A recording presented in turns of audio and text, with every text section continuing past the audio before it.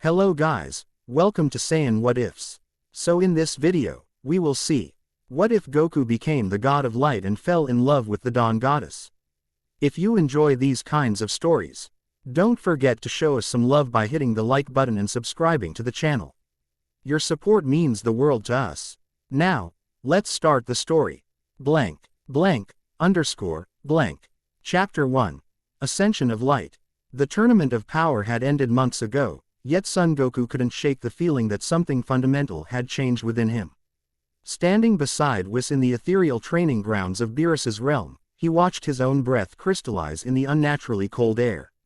Today's training session felt different, the atmosphere charged with an energy he couldn't quite name. Again, Goku-san, Whis instructed, his staff creating concentric ripples in reality itself. This time, I want you to focus on the space between your energy and the universe around you.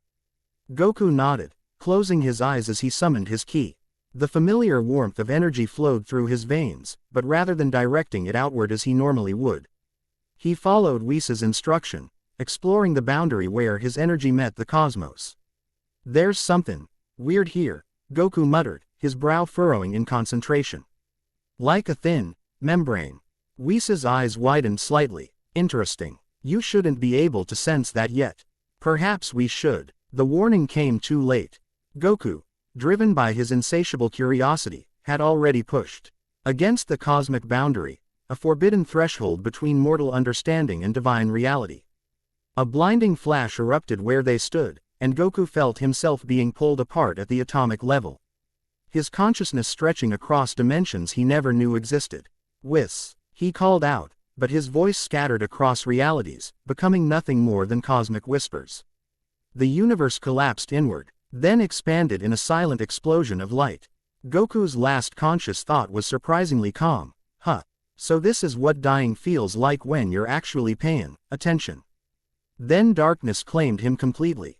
Consciousness returned in fragments. First came sensation, the feeling of cool grass beneath his fingertips, a gentle breeze carrying unfamiliar scents. Then sound, distant chimes, rustling leaves, and a woman's voice humming a melody he'd never heard before. Finally, sight returned as Goku opened his eyes to a sky that wasn't a sky at all, but rather a twilight canvas of colors that shouldn't exist together, deep purples bleeding into burnished gold, with streaks of radiant light that moved like living things. You're awake. Good. The voice was like liquid silk, warm and flowing, yet somehow ancient beyond comprehension. Goku sat up abruptly, years of battle instincts kicking in. His body responded normally, but something felt fundamentally different, as if his cells themselves had been restructured. He turned toward the voice and found himself speechless. She stood beside a pool of water that reflected nothing but light. Her form was human-like but clearly divine, skin that seemed to capture the first light of dawn, hair that flowed in gradients from deep indigo to brilliant gold, changing with each subtle movement. Her eyes, though, were what captured Goku's attention. Galaxies seemed to swirl within them, ancient and knowing. Who are you? Goku asked, surprised by how normal his voice sounded in this decidedly not normal place. And where am I? Is this King Kai's planet? Doesn't look like it. A smile touched the woman's lips, bringing with it a literal brightening of the surrounding area. I am Aurora, goddess of the dawn. And you, Son Goku, in the nexus of dawn, the threshold where night surrenders today across all realities. Goku blinked, absorbing this information with the straightforward acceptance that had carried him through countless bizarre situations. Okay, but how do you know my name? And how'd I get here? Aurora moved toward him, her bare feet barely touching the grass, leaving tiny blooms of light with each step. You've become something of a legend among divine beings, Goku. The mortal who challenged gods, who achieved divine forms through sheer will and a pure heart. She paused, her expression becoming more serious. As for how you arrived here, that was unexpected. You breached a cosmic membrane during your training, one that usually remains sealed between mortal and divine realms. Goku stood, noticing the first time that his GI had transformed, still orange, but interwoven with patterns of light that shifted and moved like living energy. So I accidentally broke into God territory. Beerus is gonna be pretty mad about that. A soft laugh escaped Aurora, sounding like wind chimes in a gentle breeze. The destroyer god's authority doesn't extend here. This realm exists outside the hierarchy you're familiar with. Goku's stomach growled loudly, breaking the ethereal moment. He rubbed the back of his head with a sheepish grin. Sorry about that. Don't suppose you have any food around here. I'm starvin'. The goddess regarded him with an expression somewhere between amusement and disbelief. You've been thrust across dimensional boundaries, possibly altered at a fundamental level, and your first concern is hunger. Well, yeah, Goku replied matter-of-factly. Can't figure out cosmic stuff on an empty stomach. For a moment, Aurora simply stared at him. Then, unexpectedly, she laughed, a genuine, melodious sound that sent ripples of dawn light cascading across the landscape. Truly, you are unlike any being I've encountered in eons. With a graceful gesture, a table materialized beside them, laden with foods both familiar and utterly alien. Goku's eyes widened with delight. Without hesitation, he sat and began devouring everything in sight, pausing only occasionally to exclaim over particularly delicious items. Aurora watched with fascination as this being, powerful enough to breach divine boundaries, exhibited such simple, uninhibited joy over something as mundane as food. There's something you should know, she said as his pace finally slowed. The breach that brought you here wasn't merely a random accident. Goku looked up, a piece of strange blue fruit halfway to his mouth. What do you mean? The position of Light God has been vacant for millennia, ever since Hyperion vanished during the primordial conflict. The cosmos has been seeking a replacement, a being of sufficient power, with a heart aligned with light rather than destruction. Her galaxy-filled eyes studied him intensely. The membrane you breached was already weakened, reaching for you specifically. Goku swallowed hard, putting down the fruit. Wait, are you saying the universe wanted me to become some kind of god? That doesn't make any sense. I'm just a fighter from Earth. You ceased being just anything long ago, Son Goku. Aurora waved her hand, creating a mirror of pure light before him. See for yourself. Goku stared at his reflection, shock registering on his features. His appearance had drastically changed. He was still recognizably himself, but subtle differences were immediately apparent. His eyes now contained tiny pinpoints of light, like distant stars. His skin seemed to radiate a subtle glow from within, and around his form, an aura of golden white energy pulsed gently, even though he wasn't actively powering up. The transformation isn't complete, Aurora explained. You've been chosen, but you haven't yet fully accepted the mantle of Hikari no Kami, the god of light. Goku touched his face, watching the reflection mimic his movements.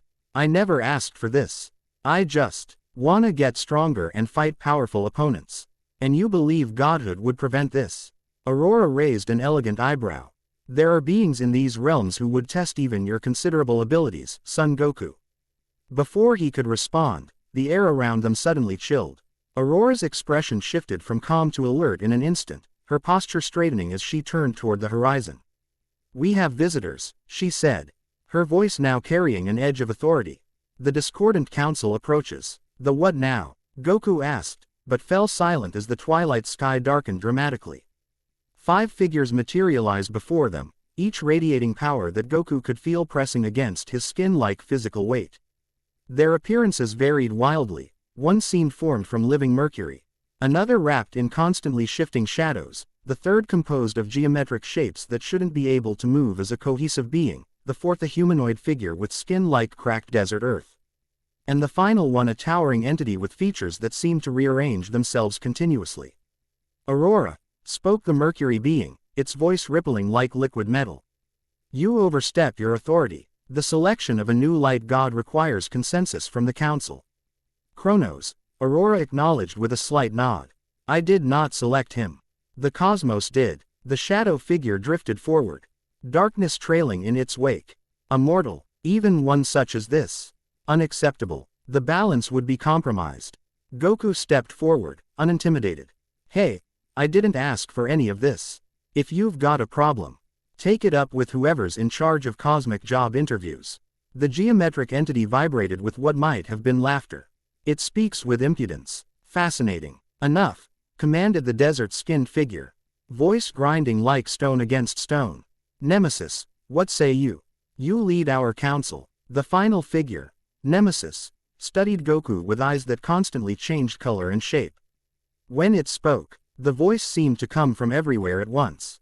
The Saiyan warrior who challenged Beerus. Who defeated Frieza. Who has attained divine forms through mortal means. Interesting candidate, indeed. Nemesis moved closer, circling Goku. But untrained, undisciplined, unaware of cosmic law and order. Goku tracked the being's movement, a familiar excitement building within him. These entities radiated power unlike anything he'd felt before, different from Beerus or Whis, more primordial somehow.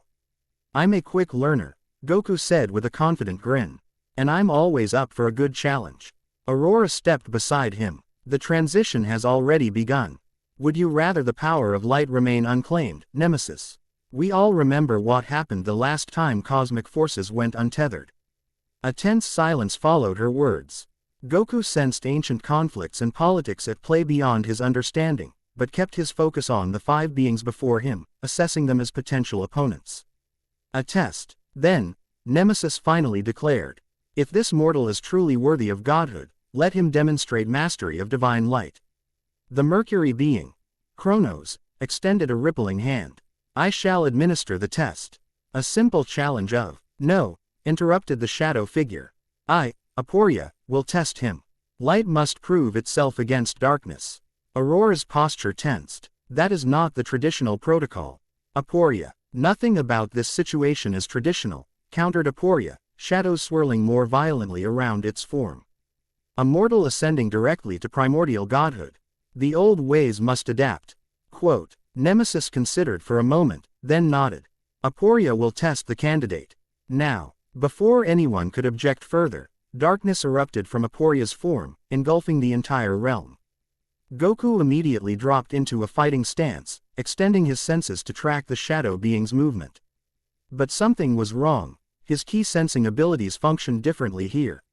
Overwhelmed by the divine energies surrounding him. "Rely not on mortal techniques," Aurora's voice reached him through the darkness. "The power of light now resides within you. Call to it, Goku." The shadows compressed around him, cold and suffocating. Goku closed his eyes, searching inward instead of outward. Beyond his ki, beyond even the divine energy of Super Saiyan God, he found something new, a wellspring of pure, radiant energy that responded to his consciousness. "There you are," he whispered, reaching for this new power. Light exploded outward from his body, not as an act but as an extension of his very being. The shadows retreated, hissing like water on hot stone. As visibility returned, Goku stood transformed. His hair remained black but now contained streaks of solar gold. His eyes shining with inner light, and his aura a perfect balance of his familiar ki and this new divine energy. Aporia recoiled, shadows writhing in apparent pain. "Impossible. He cannot have mastered it so quickly." Goku hadn't mastered anything. He was simply doing what he'd always done. Adapting, evolving, pushing boundaries. The light responded to his will, forming a sphere of concentrated energy in his palm. Unlike his Kamehameha or spirit bomb, this energy didn't feel destructive.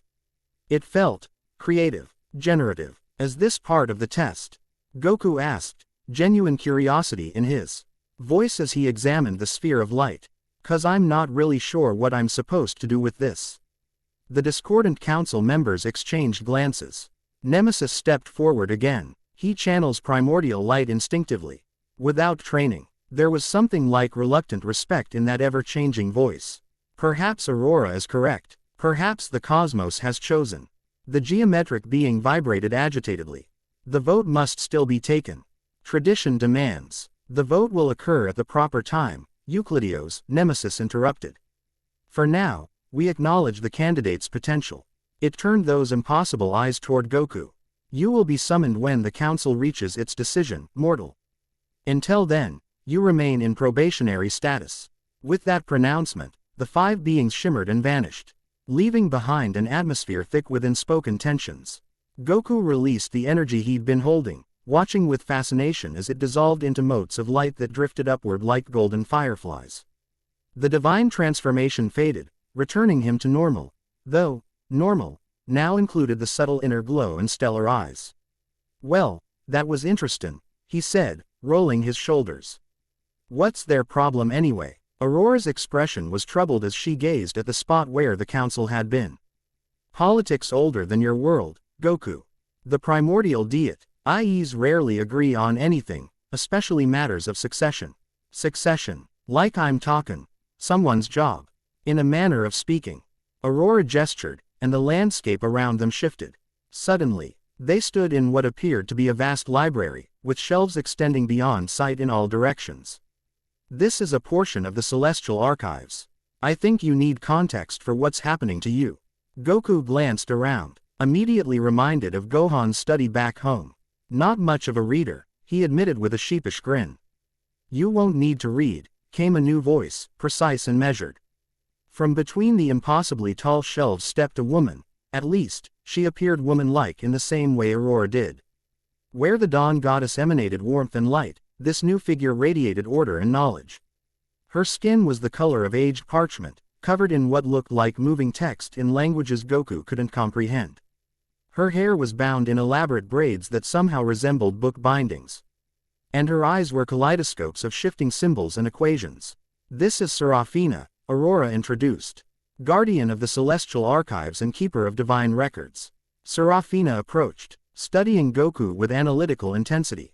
Fascinating specimen. Morphological characteristics consistent with Saiyan physiology, yet divine essence integration progressing at unprecedented rates. Her voice had a rhythmic quality, as if each sentence followed precise mathematical patterns. Nice to meet you too, Goku replied, unsure how to respond to being called a specimen. Serafina circled him, apparently oblivious to social norms. Aurora, the quantitative probability of successful integration exceeds my initial calculations. The mortal's cellular structure demonstrates remarkable adaptive capacity. Serafina, Aurora said gently, Goku needs to understand what's happening to him. Could you show us the Hyperion records? The archivist straightened, finally focusing properly on Aurora. Access to those records requires prismatic clearance. Does the candidate possess authorization? I vouch for him, Aurora replied firmly. Serafina considered this, the symbols in her eyes rotating more rapidly. Acceptable. Follow me. She led them deeper into the library, past shelves containing books that hummed, glowed, or occasionally moved of their own accord. Goku followed, fighting the urge to touch everything. Something told him that disturbing the wrong book in this place could have consequences beyond his understanding. They arrived at a circular chamber where a pedestal stood empty, bathed in light from an unseen source. The Chronicles of Hyperion, last god of light, preceding vacant interval, Serafina announced. She approached the pedestal and placed her hand upon it. The air shimmered, and a book materialized, bound in what appeared to be solidified light itself. The book opened of its own accord, and instead of pages, Goku saw three-dimensional images projecting upward, scenes from another time, playing out before his eyes. Whoa, he breathed, genuinely impressed. It's like a movie. Temporal record, nonfiction classification, Serafina corrected. Though she seemed pleased by his reaction. The images showed a being of pure radiance, humanoid in general shape, but composed entirely of light in various golden and white hues. This being, Hyperion, presumably, moved through different realms, interacting with creatures and gods alike, bringing illumination to dark places. Hyperion maintained the balance of light throughout the multiverse. Aurora explained as the images continued to shift.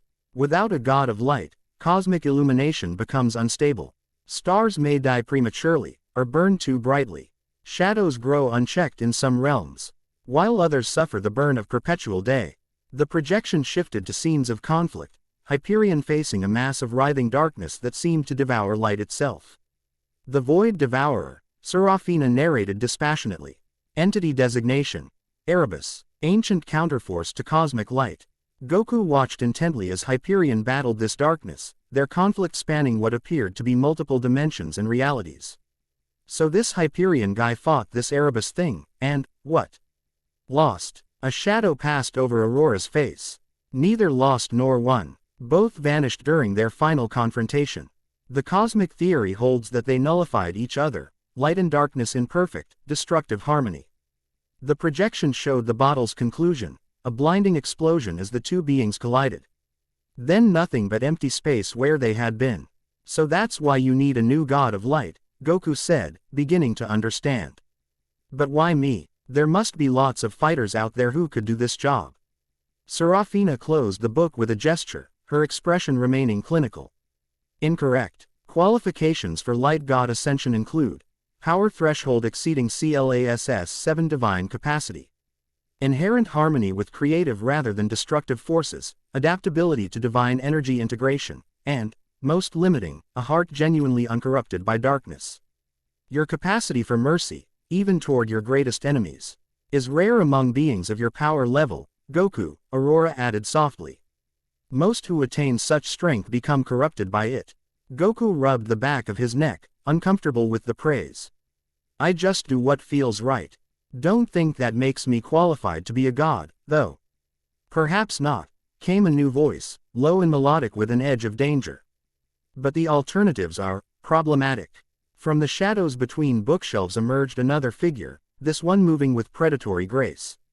Her form was humanoid but composed of deepest twilight and shadow, WITH stars occasionally visible through the darkness of her silhouette. Eyes like inverted galaxies regarded Goku with cool assessment. Nix, Aurora acknowledged, her tone carefully neutral. I didn't expect to find you in the archives. Clearly, the Shadow Woman replied with the barest hint of amusement. I go where interests me.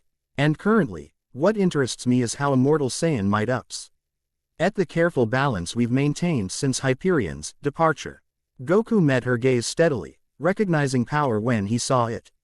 And you are, Nix, goddess of night's mysteries, she replied, moving closer with silent steps. I maintain the shadows between stars, the secrets whispered in darkness, the dreams that come in deepest night. A counterbalance to my dawn, Aurora explained. Neither light nor dark, but the transition between. Nix circled Goku much as Serafina had, but where the archivist had been clinical, Nix's examination felt more like a predator assessing potential prey. Interesting choice, Cosmos, she murmured. A warrior with a child's heart. Power and innocence in equal measure. I'm standing right here, you know, Goku pointed out, following her movement. If you've got questions, you can just ask me directly. Nix paused, something like surprise crossing her shadowed features before she laughed, a sound like silk sliding over steel. Direct, aren't you? Very well, Saiyan. Tell me why you, a mortal who has repeatedly rejected godhood in your own realm, would accept the mantle of primordial deity here. The question struck home. Goku had indeed turned down divine positions before, preferring his freedom to fight and grow stronger on his own terms.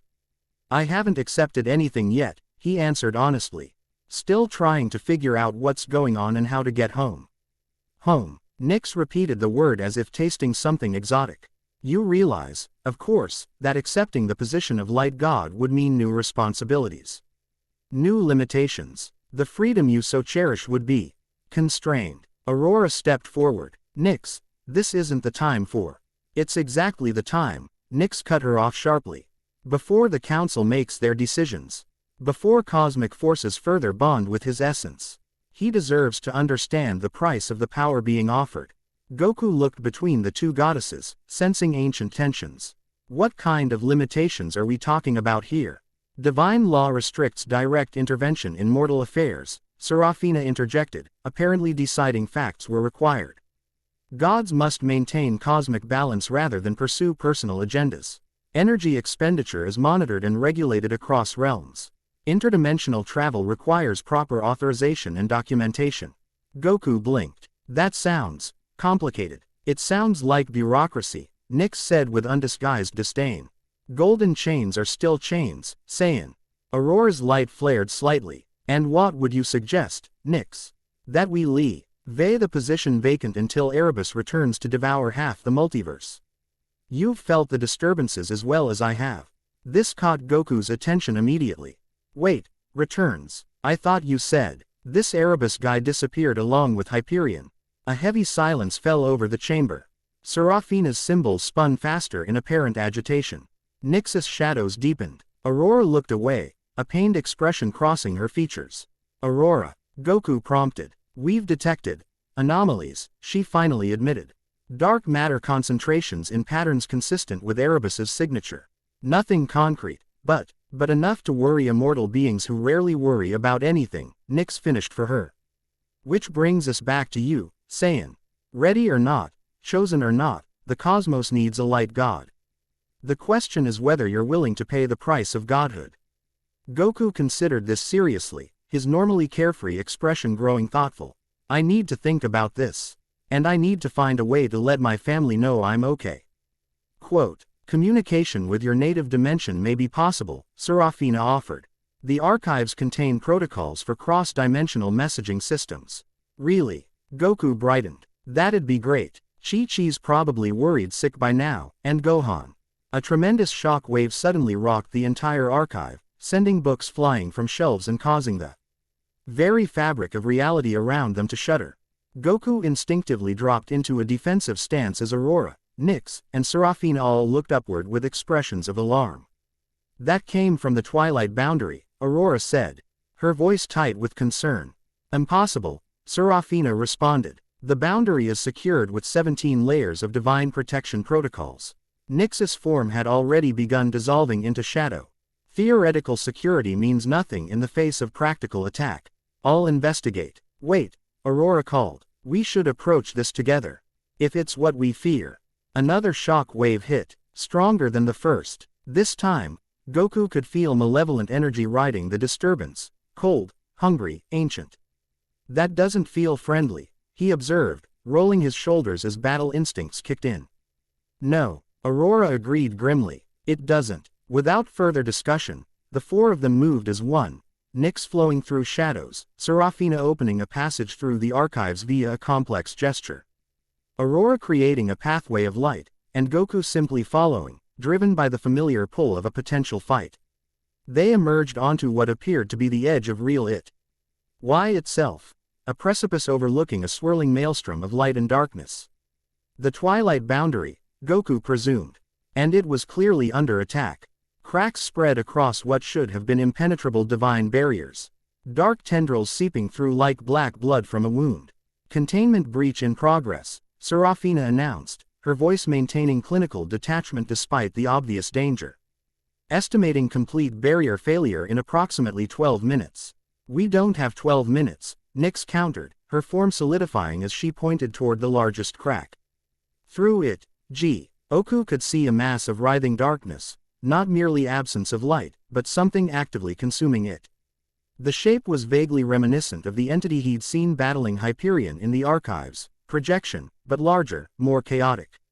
Erebus, Aurora breathed, her light dimming slightly in what Goku recognized as fear. The name hung in the air like a curse. Even without understanding the full context, Goku could feel the weight of ancient history, of cosmic threats beyond mortal comprehension. Can we seal those cracks? He asked, already gathering his energy. Not from this side, Aurora replied.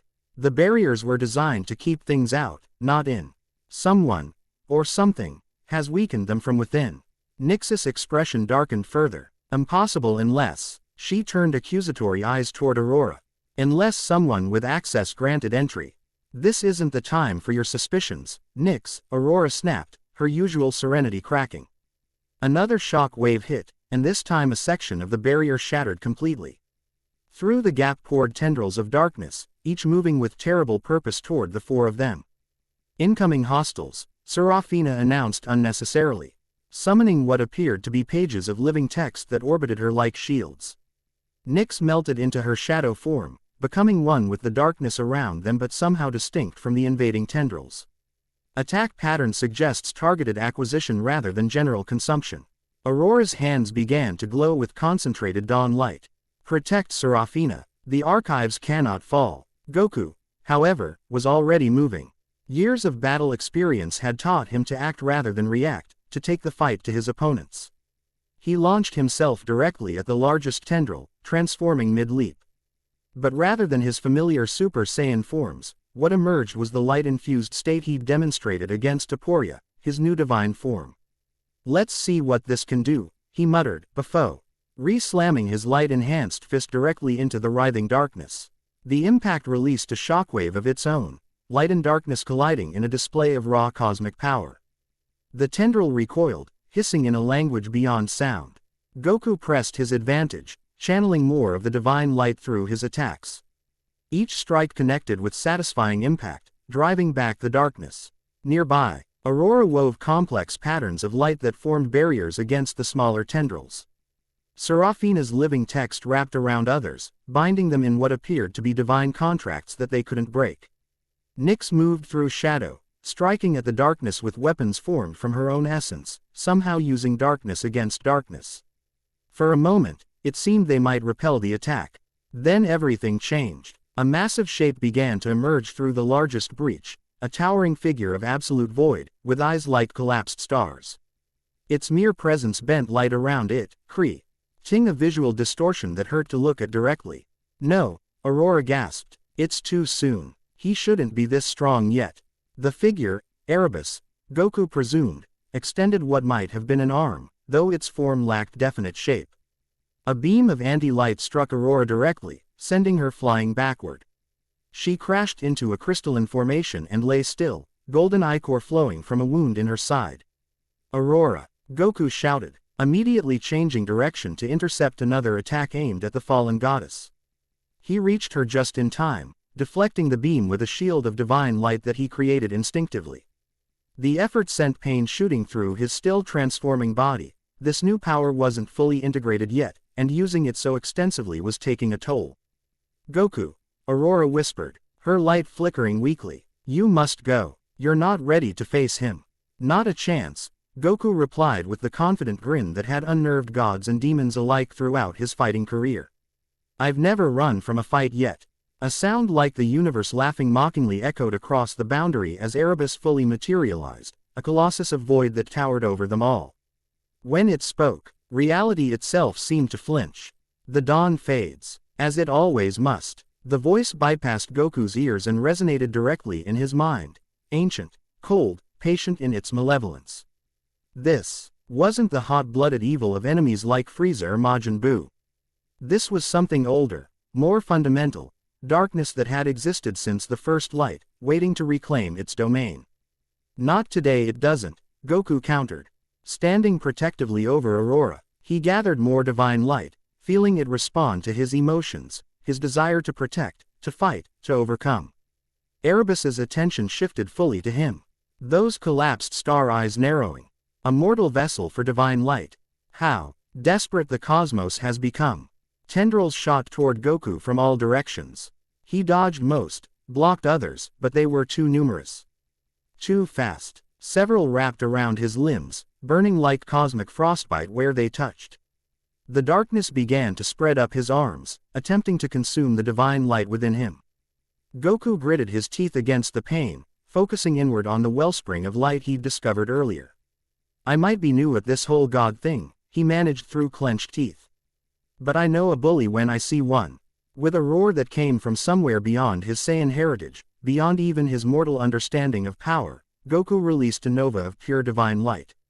The explosion radiated outward in all directions, burning away the tendrils, temporarily pushing back Erebus itself. Interesting, the void entity commented, sounding almost impressed. But futile. Erebus gathered its enormous form, preparing what was clearly going to be a devastating counterattack. Goku braced himself, uncertain if he could repel another assault but determined to try. Before Erebus could strike, however, a massive symbol appeared in the space between them, a complex rune pulsing with power drawn from multiple divine sources. Serafina. Goku glanced back to see the archivist's hands moving in precise, complex patterns, her eyes now solid white as she channeled power through the knowledge she contained. Temporary containment protocol, she explained tersely. Cannot hold indefinitely. Retreat advised. Nyx materialized beside them, her shadow form solidifying enough to lift Aurora. For once, the librarian is correct. We must withdraw while the seal holds. Goku hesitated, his fighter's instinct reluctant to retreat. But Aurora's condition, combined with his own incomplete transformation, made the tactical decision clear. Fine, but this isn't over. As they pulled back, Erebus's voice followed them, echoing across dimensions. She is mine, little light. As she has always been.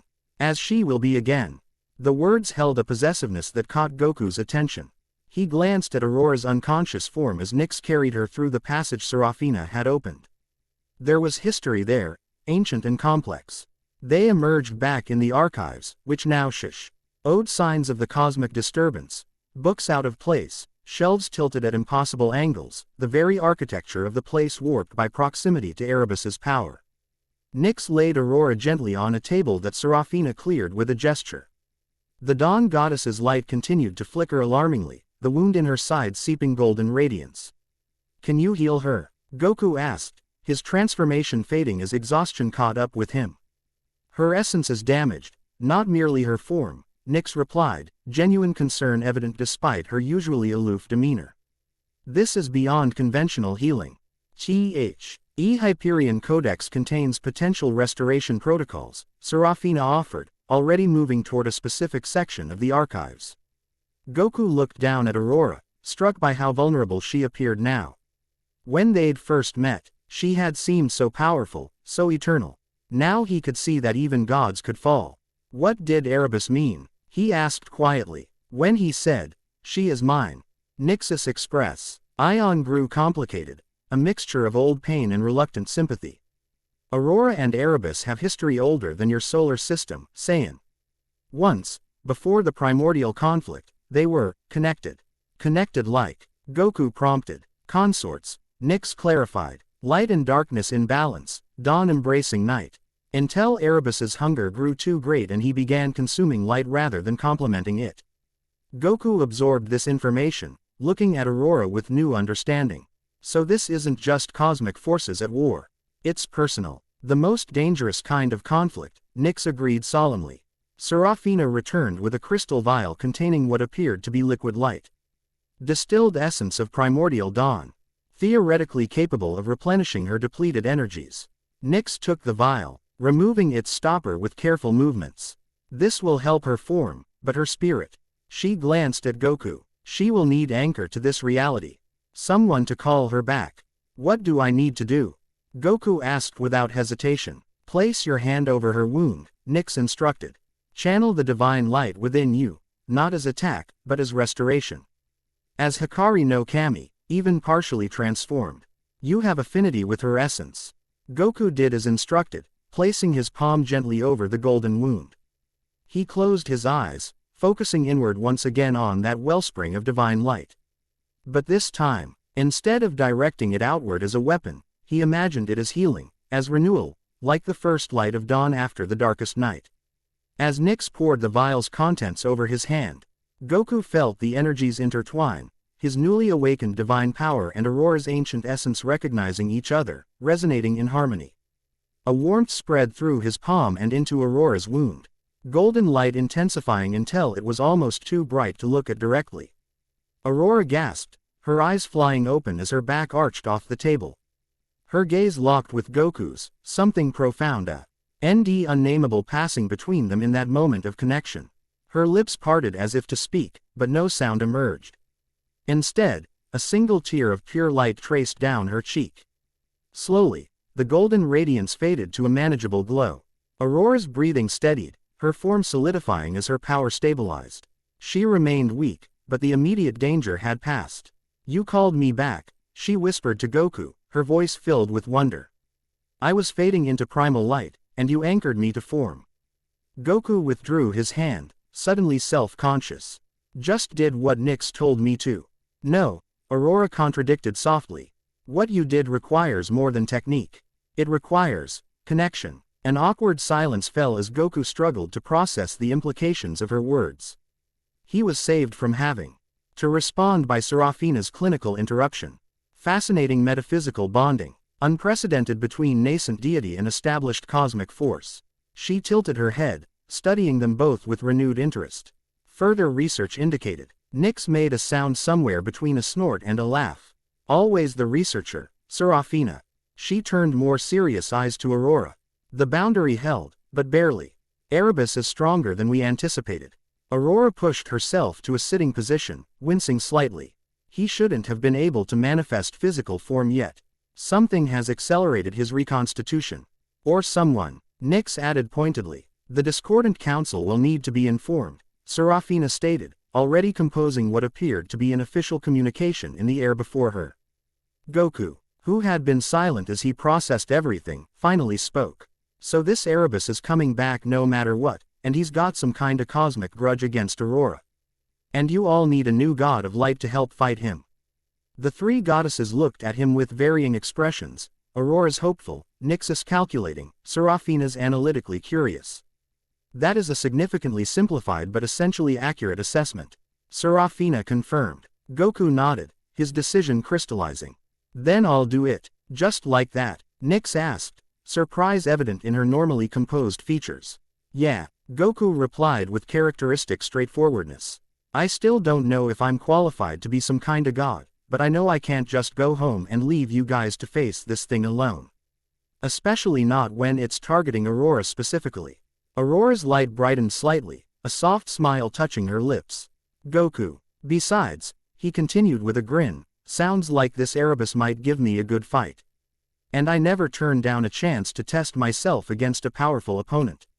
Nyx shook her head, but there was reluctant admiration in her starry eyes. Saiyan to the core, Eve.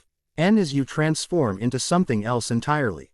The council must ratify his acceptance, Seraphina reminded them. Procedural requirements specify formal investiture protocols. The council can take their protocols and, Nyx began. Will certainly understand the urgency of the situation, Aurora smoothly interrupted, giving Nyx a warning look.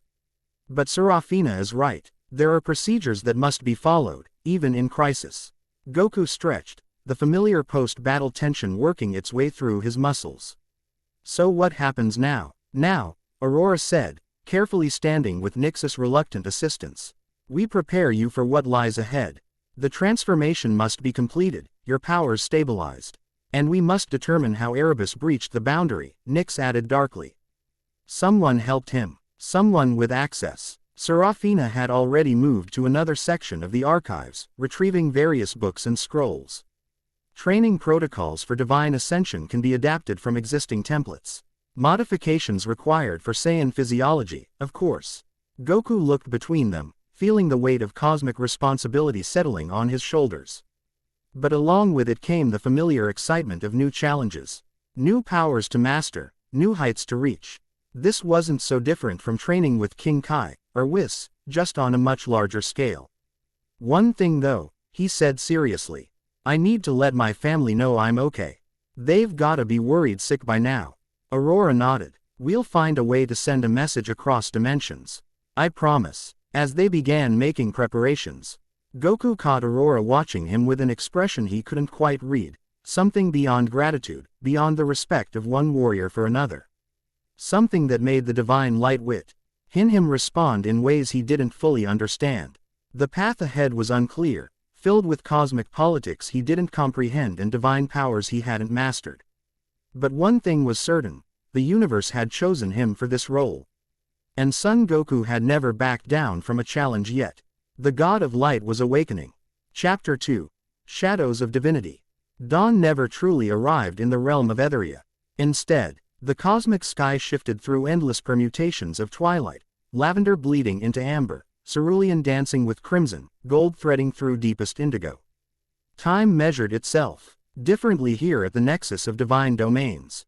Goku sat cross-legged atop a floating crystal formation, eyes closed, divine energy swirling around him like liquid starlight. 3 weeks had passed since his decision to accept the mantle of Light God, 3 weeks of rigorous training unlike anything he'd experienced before. Not in physical intensity, but in the fundamental reconceptualization of energy itself. Maintain the separation. Aurora's voice drifted up from where she hovered below, her form still weakened from the encounter with Erebus but growing stronger daily. Divine light exists independently of Ki. They can work together, but you must learn to distinguish them. Goku's brow furrowed in concentration. Within himself, he could feel 2 distinct energy sources, the familiar warmth of his Ki. Born from life force and refined through decades of training, and this new cosmic light, ancient and vast, connected to something far beyond his mortal origins. Keeping them separate while channeling both simultaneously was like trying to run in 2 directions at once. I'm trying, he replied, frustration evident in his voice. But they keep wanting to mix. Because that's your natural inclination as a fighter, to harmonize all your power sources, Aurora observed. But until you fully understand each energy separately, combining them could be catastrophic. With a sigh, Goku opened his eyes and relaxed his posture. The energies dissipated, leaving only the subtle glow that had become his permanent state since the transformation began. I don't get it, he said, floating on to join Aurora on the crystalline platform that served as their training ground. When I fought those shadow tentacles, I combined the energies just fine. Aurora's expression grew concerned. You did, instinctively and partially. But the true power of Hikari no Kami isn't in combat alone. It's in creation, preservation, illumination. She gestured, creating a miniature sun in her palm. Divine light can reveal truth, dispel illusion, create matter from energy, guide lost souls, heal wounded realities. It's far more than a weapon. Goku stared at the tiny sun, mesmerized by its perfectly controlled radiance. Back home, I always focused on getting stronger to protect my friends and family. Never really thought about power being used for anything else. Perhaps that's why the cosmos chose you, Aurora suggested quietly. A warrior with the capacity to become something more. Their eyes met, and something unspoken passed between them, a connection that had been growing stronger since the moment Goku had anchored her fading essence. In the gentle light of Etheria, Aurora's features seemed both ageless and vulnerable, her galaxy-filled eyes reflecting countless eons of existence. She somehow freshly awakened to new possibilities. The moment stretched, charged with potential, until a thunderous crash shattered the silence. Both turned toward the source, a massive forge that had materialized at the edge of the training platform where nothing had existed moments before. Sparks of multicolored fire erupted from within as the sound of metal striking metal rang out.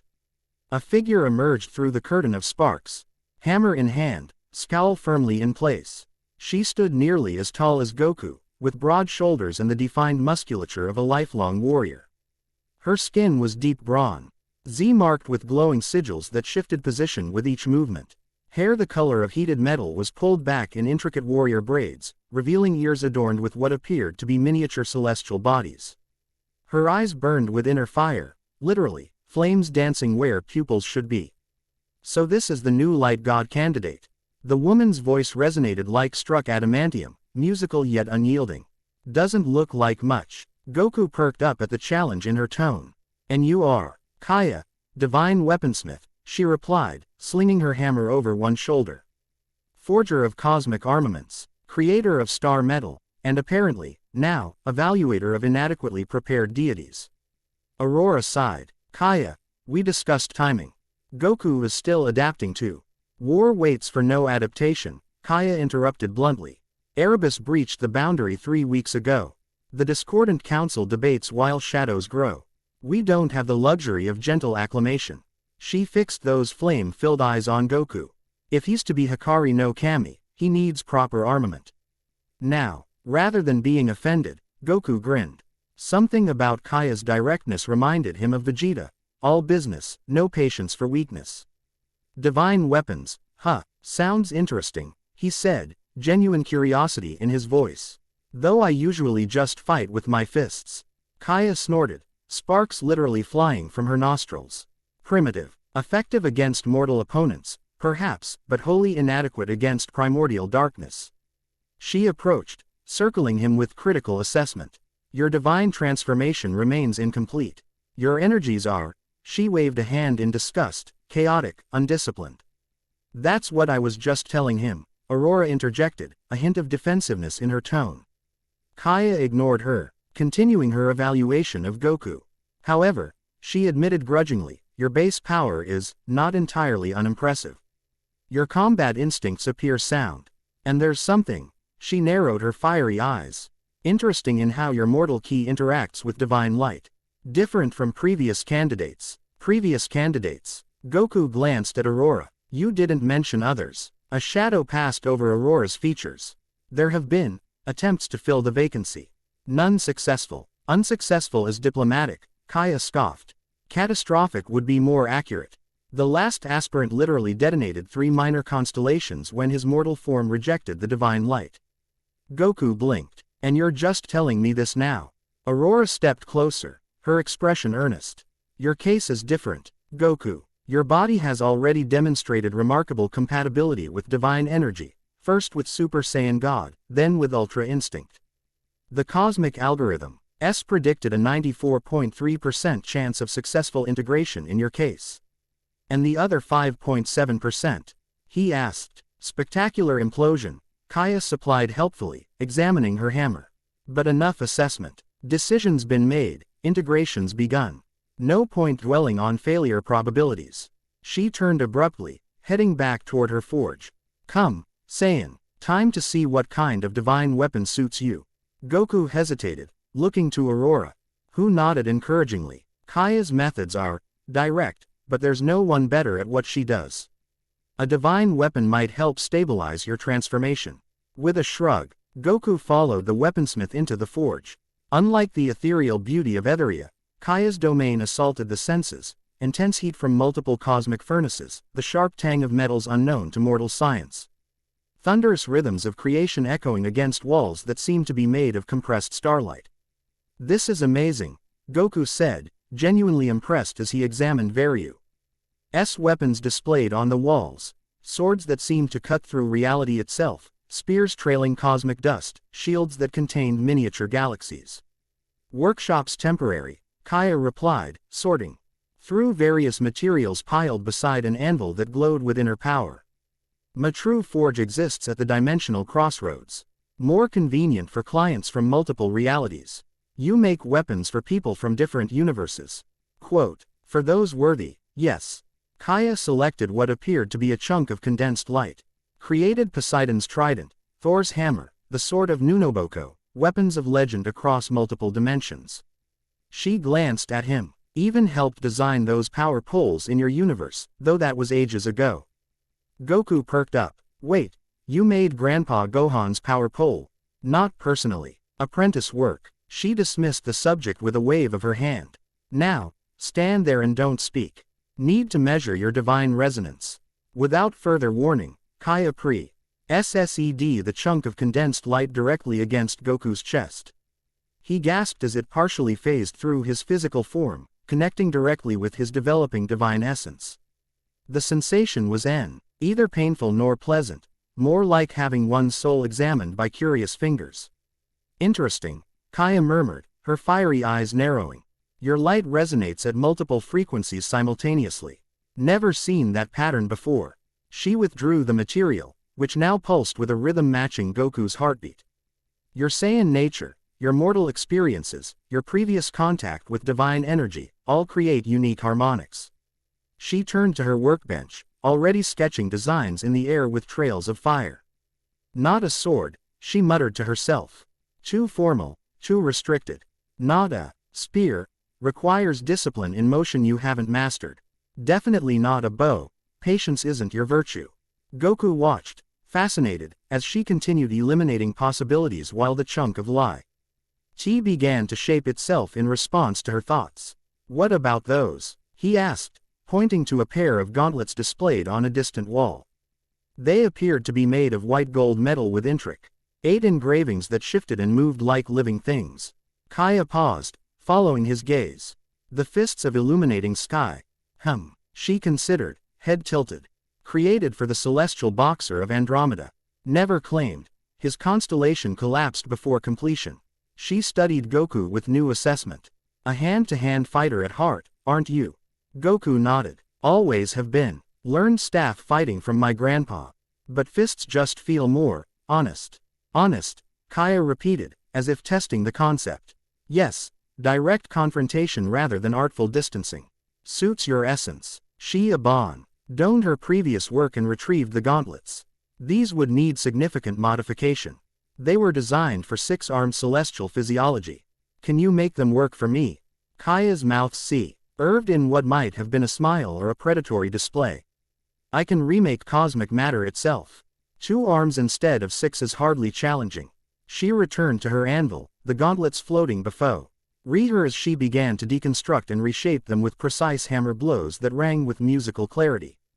As she worked, the metal became fluid, responsive to her will and to the resonance pattern she'd taken from Goku. Tell me, Saiyan, she said without looking up, why accept godhood now when you've refused it before? Aurora says you previously rejected divine positions in your home reality. Goku watched the hypnotic process of creation, considering the question. Back home, becoming a god meant giving up fighting, giving up getting stronger on my own. But here, he paused, organizing. Thoughts he hadn't fully articulated even to himself. Here, it feels different. Like the power isn't just given to me, it's something I have to master, to grow into. Kaya nodded, as if his answer confirmed something. Different universes, different rules. In your realm, gods are administrators, supervisors. Here, primordial deities are active forces, shapers of reality. She struck the forming gauntlets with particular emphasis. Besides, you've witnessed Erebus. You know what happens if the position remains unfilled. Yeah, Goku agreed, his expression unusually serious. I can't walk away from that kind of threat. Especially not when it's targeting Aurora specifically. At this, Kaya's hammer paused mid-strike. Her fiery eyes studied him with new interest. Protective of her already, are you? Interesting. Goku felt unexpectedly self-conscious. Well, she's been helping me train, and she saved me when I first arrived here, and... Spare me the justifications, Kaya interrupted, resuming her work. Attraction between divine forces is natural. Light and dawn have always shared affinity. I never said anything about.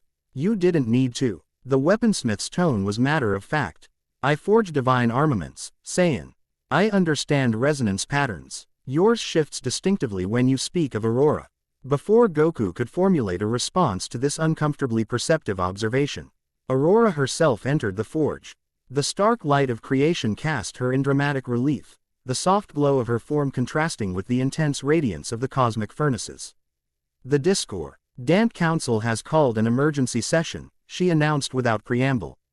They're demanding Goku's presence. Kaya cursed in a language that made the forge fires flicker. Inconvenient timing. The binding isn't complete. What binding? Goku asked, looking between them. Divine weapons must be soul-bound to their wielders, Aurora explained. Especially for beings of your power level. Without proper binding, the weapon could reject you mid-battle. Or explode, Kaya added helpfully. Taking several dimensions with it.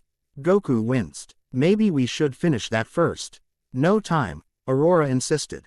The council doesn't make emergency requests lightly. Something's happened. She hesitated, then added, Nemesis specifically requested your presence.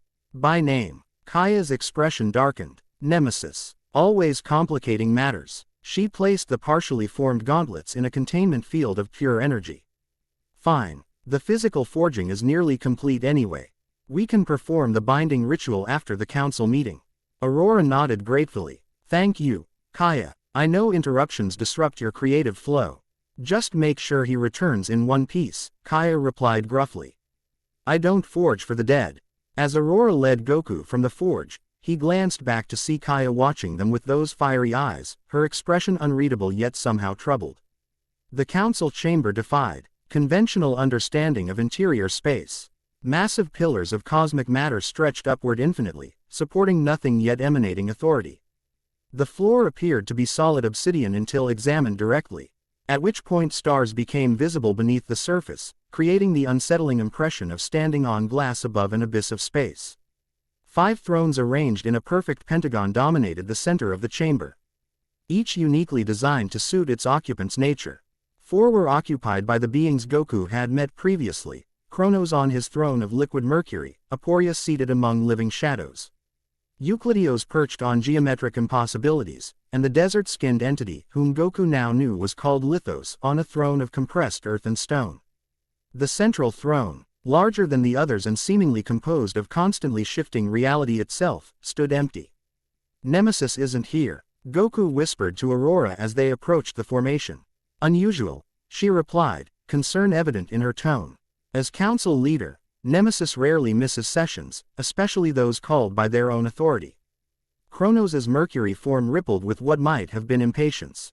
The dawn approaches, accompanied by the mortal candidate. How predictable. The council summoned us, Aurora replied formally, her posture shifting to one of diplomatic dignity that Goku hadn't seen before. We answer as cosmic protocol demands. Aporia's shadows coiled more tightly around her throne. Protocol. Yes. How convenient that you remember it now, when it suits your purposes. Goku felt tension radiating from the assembled deities, not the straightforward aggression he was accustomed to from opponents, but something more complex, layered with ancient grievances and political subtleties he couldn't begin to comprehend. "Where's Nemesis?" he asked directly, ignoring Aurora's slight wince at his bluntness. "Thought this meeting was their idea." The council members exchanged glances that somehow conveyed volumes despite their alien physiologies.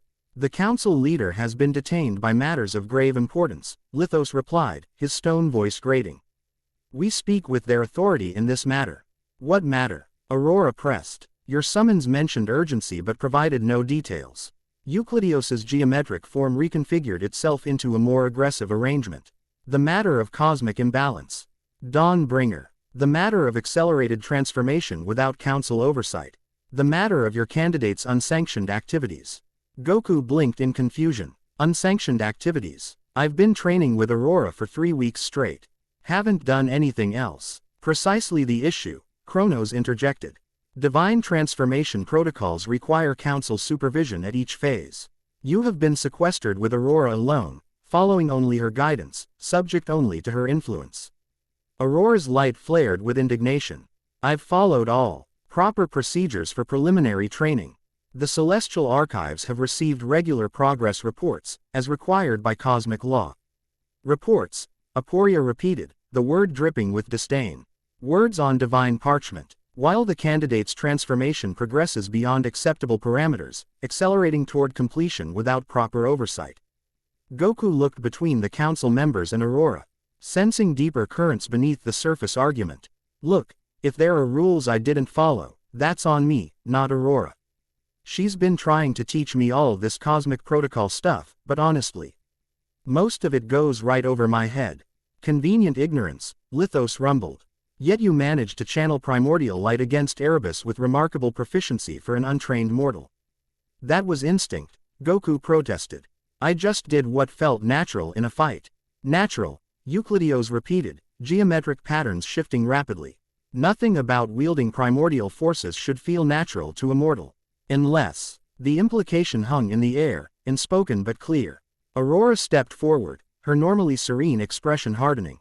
"If you're suggesting I've somehow circumvented the natural transformation process."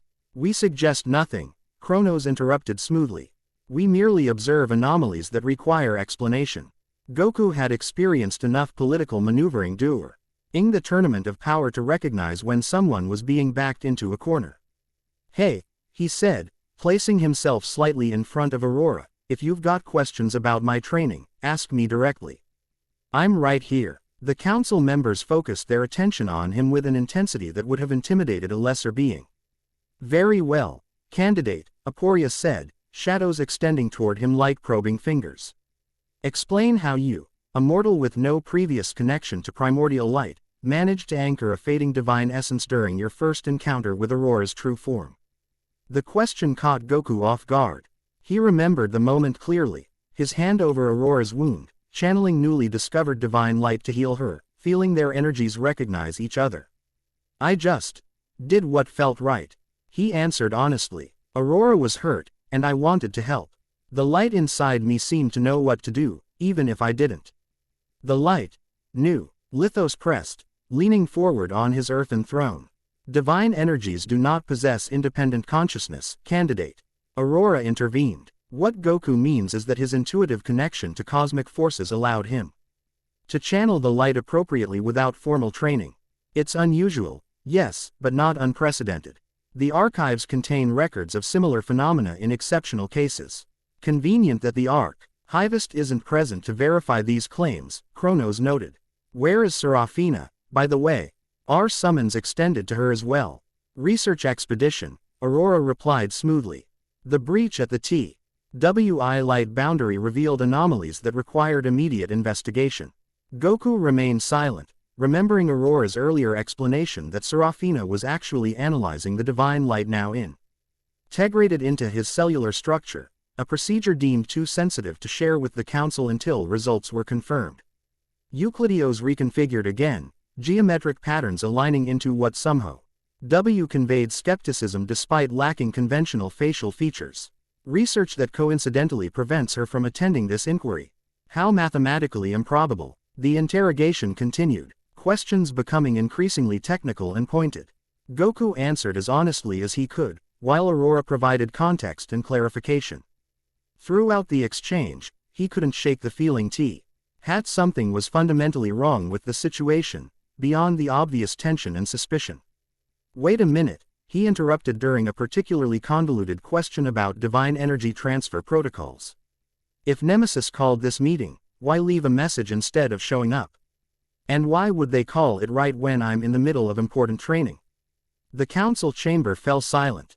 The four deities exchanged another of those loaded glances. Perceptive, came a new voice from behind them, melodic, serene, yet somehow both ancient and youthful simultaneously. Goku and Aurora Ned to find a figure standing at the chamber entrance, a woman whose form seemed to exist in multiple states simultaneously. Parts of her appeared solid, other sections transparent, some areas shifting between states like quantum uncertainty made visible. Her skin contained swirling patterns reminiscent of cosmic nebulae, and her eyes held neither pupils nor irises, instead displaying miniature galaxies in constant rotation. Her hair floated around her head like a corona of living starlight, changing colors across the entire spectrum. Celeste, Aurora breathed, obvious relief in her voice. Harmony Keeper was not summoned to this session, Chronos stated, Mercury form rippling with what might have been agitation. Celeste moved toward them with fluid grace, her form seeming to exist in multiple positions simultaneously before settling into singular presence beside Goku and Aurora. Yet here I am, drawn by disharmony. Her voice resonated at multiple frequencies, creating a chord rather than a single tone. Curious timing for a council session, when Nemesis was scheduled for dimensional alignment maintenance in the Vortex Quadrant.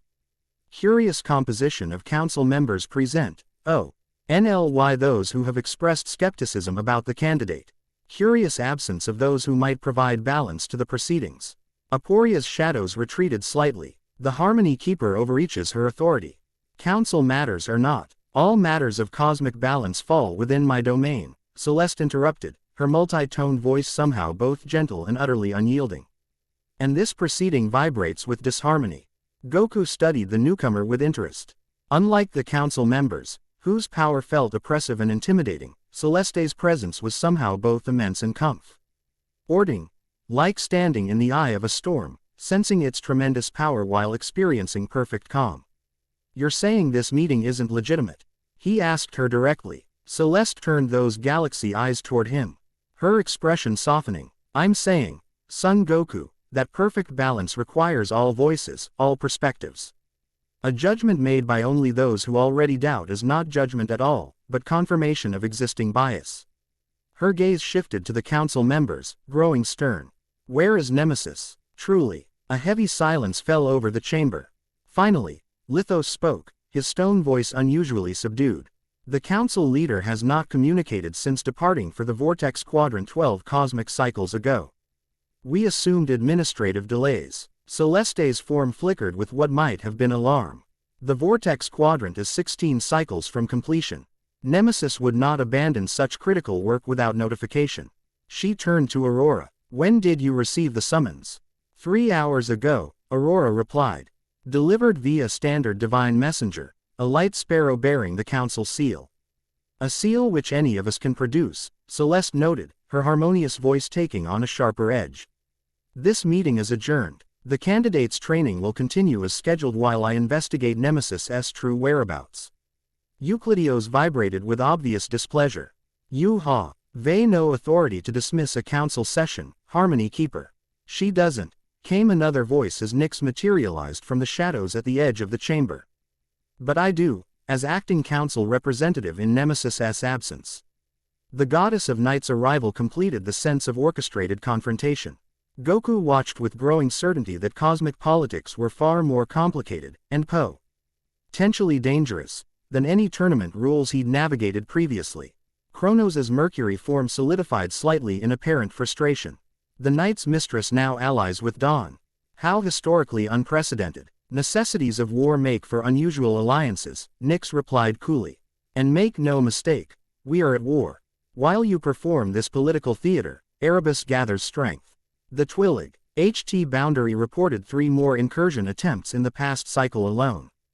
This information visibly shocked the council members. Aporia's shadows contracted tightly around her form. Impossible. We received no such reports. Because they were intercepted and suppressed, Nyx stated flatly. Someone doesn't want the full council aware of Erebus's accelerating return. Accusation hung heavy in the air. The 4 council members radiated various forms of outrage, defense, and, Goku noted with interest, fear. These allegations require investigation, Lithos declared. Until such time as evidence is presented. Return to your domains, Celeste interrupted, her harmonic voice brooking no argument. Secure your borders. Verify your communications. Trust nothing you cannot personally confirm. The authority in her tone was undeniable. One by one, the council members vanished, chronos dissolving into mercury that flowed away through unseen channels, Aporia melting into shadow, Euclideo's decons. Trucking into geometric components that scattered in perfect patterns, and Lithos sinking into the stone floor itself. When they were gone, Goku released a breath he hadn't realized he was holding. So, that wasn't a real council meeting. Quote, a trap, Nyx confirmed, her starry eyes narrowed. Though whether to delay your training, gather information, or something more sinister remains unclear. Aurora looked troubled. If Nemesis is truly missing, I will find the truth, Celeste assured her. She turned to Goku, studying him with those galaxy eyes. You are not what I expected, light god candidate. Goku rubbed the back of his neck, somehow both flattered and uncomfortable under her penetrating gaze. I get that a lot. To his surprise, Celeste laughed, a sound like crystal wind chimes harmonizing with distant thunder. I imagine you do. She moved closer, her form shifting through multiple states as she circled him once. Your energy signature is fascinating, mortal and divine in perfect counterpoint, neither dominating. Both enhancing, most unexpected. Is that good? Goku asked. It is unique, she replied. Most mortal vessels for divine power either reject the transform it, ion or become overwhelmed by it, losing their original nature entirely. Her head tilted, galaxy eyes swirling. Yet you maintain perfect harmony between what you were and what you are becoming. Most intriguing. There was something in her assessment that reminded Goku of scientists back home, the clinical curiosity, the analytical gaze. But unlike Bulma or Drive, brief, Celeste's interest seemed to extend beyond the physical or technical. As if she were examining his very soul. We should return to training, Aurora suggested, clearly eager to leave the council chamber. Kaya is waiting to complete the weapon binding. Celeste's eyes widened slightly. The weaponsmith has agreed to forge for him already. Before his transformation is complete. How unprecedented. Lots of unprecedented things happening lately, Nyx observed dryly. Makes one wonder if larger forces are at work. Aurora shot her a warning look. Not now, Nyx. If not now, when? The shadow goddess challenged. The council is compromised. Nemesis is missing. Erebus grows stronger. And our candidate, while promising, remains only partially transformed. Her star-filled eyes fixed on Goku. No offense intended. None taken, Goku replied easily. I know I've still got a lot to learn. Celeste's form stabilized slightly, her expression growing serious. Learning time may be shorter than anticipated. The harmonics of reality show increasing disturbance patterns. The Void Devourer's return accelerates. She turned to Aurora. You must tell him the full truth, Dawnbringer. About Erebus. About your shared past. About what truly happened to Hyperion. Aurora paled, her light dimming noticeably. Celeste, that's not necessary for his training. It is necessary for his survival, Celeste countered firmly. And for all of ours. Goku looked between them, sensing another layer of complexity unfolding. What truth? Nyx already told me that Aurora and Erebus were together, before he turned evil. A simplified version of a complex history, Nyx said. Her tone unusually gentle. The full story is darker. Aurora's expression had become a mask of ancient pain. Not here, she whispered. Not in the council chamber where walls have ears. Celeste nodded. To the sanctum of harmonies, then. My domain remains secure against eavesdropping, and its resonance chambers will help stabilize the candidate's fluctuating energies. Without waiting for agreement, Celeste gestured, Reality folded around them like cosmic origami, and Goku experienced the strange sensation of being simultaneously deconstructed and reconstructed at the quantum level. When existence stabilized around them, they stood in a space that defied description. The sanctum of harmonies resembled a vast musical instrument more than a conventional dwelling. Crystalline structures of varying sizes and compositions arranged in patterns that somehow made visual sense despite their mathematical impossibility. The very air vibrated with subtle tones that Goku could feel resonating within his body, aligning his chaotic energies into more stable configurations. Wow, he breathed, turning slowly to take in the impossible architecture. This is amazing. Celeste's form seemed more solid here, as if the harmonic environment anchored her quantum fluctuations. The sanctum exists at the convergence point of multiple dimensional frequencies. What you perceive is merely the aspect most comprehensible to your current state of consciousness. It's beautiful, Goku said simply, earning a pleased smile from the Harmony Keeper. Thank you, Faye. W appreciate the mathematical perfection underlying cosmic aesthetics. She gestured, and crystalline seats formed from the floor itself, arranged in a circle. Please, be comfortable. This conversation requires proper resonance conditions. Quote, as they sat, Goku noticed how each seat seemed perfectly designed for its occupant, auroras glowing with soft dawn light, nixes formed from crystallized shadow. Celeste's existing in multiple phases simultaneously, and his own somehow incorporating elements that reminded him of Earth. You've been to my home planet? He asked Celeste, surprised. Her galaxy eyes twinkled. I maintain harmony across all dimensions, Son Goku. Earth's unique resonance pattern is quite distinctive, a fascinating blend of spiritual energy and physical vitality rarely found in other worlds. Before Goku could ask more questions about her knowledge of Earth, Aurora spoke, her voice subdued. I should begin at the beginning, she said, hands clasped tightly in her lap. Before the creation of your universe.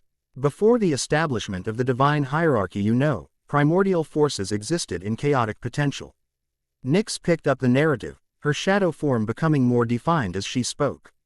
Light and darkness, not as moral concepts but as fundamental cosmic forces, emerged first from the primordial chaos. Not opposing, but complementary, each defining the other, each necessary for existence itself.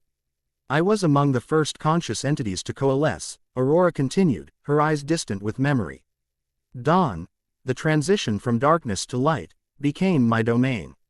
Erebus formed from the depths of shadow, embodying not evil, but mystery, potential, the unknown. They were cosmic counterparts, Celeste explained, her harmonious voice creating subtle resonances in the crystals around them. Perfect balance in their interaction. Goku listened attentively, beginning to understand the complex history underlying the current conflict. So what changed? How did Erebus go from cosmic counterpart to void devourer? Aurora's light dimmed further. As creation expanded and more divine entities emerged, cosmic responsibilities were distributed. Hyperion arose as god of light, not replacing me, but taking responsibility for active illumination while I maintained the transition states between light and darkness. A natural cosmic evolution, Nyx added. My Doma, in similarly specialized to night's mysteries rather than darkness itself. An Erebus, Goku prompted when both goddesses fell silent.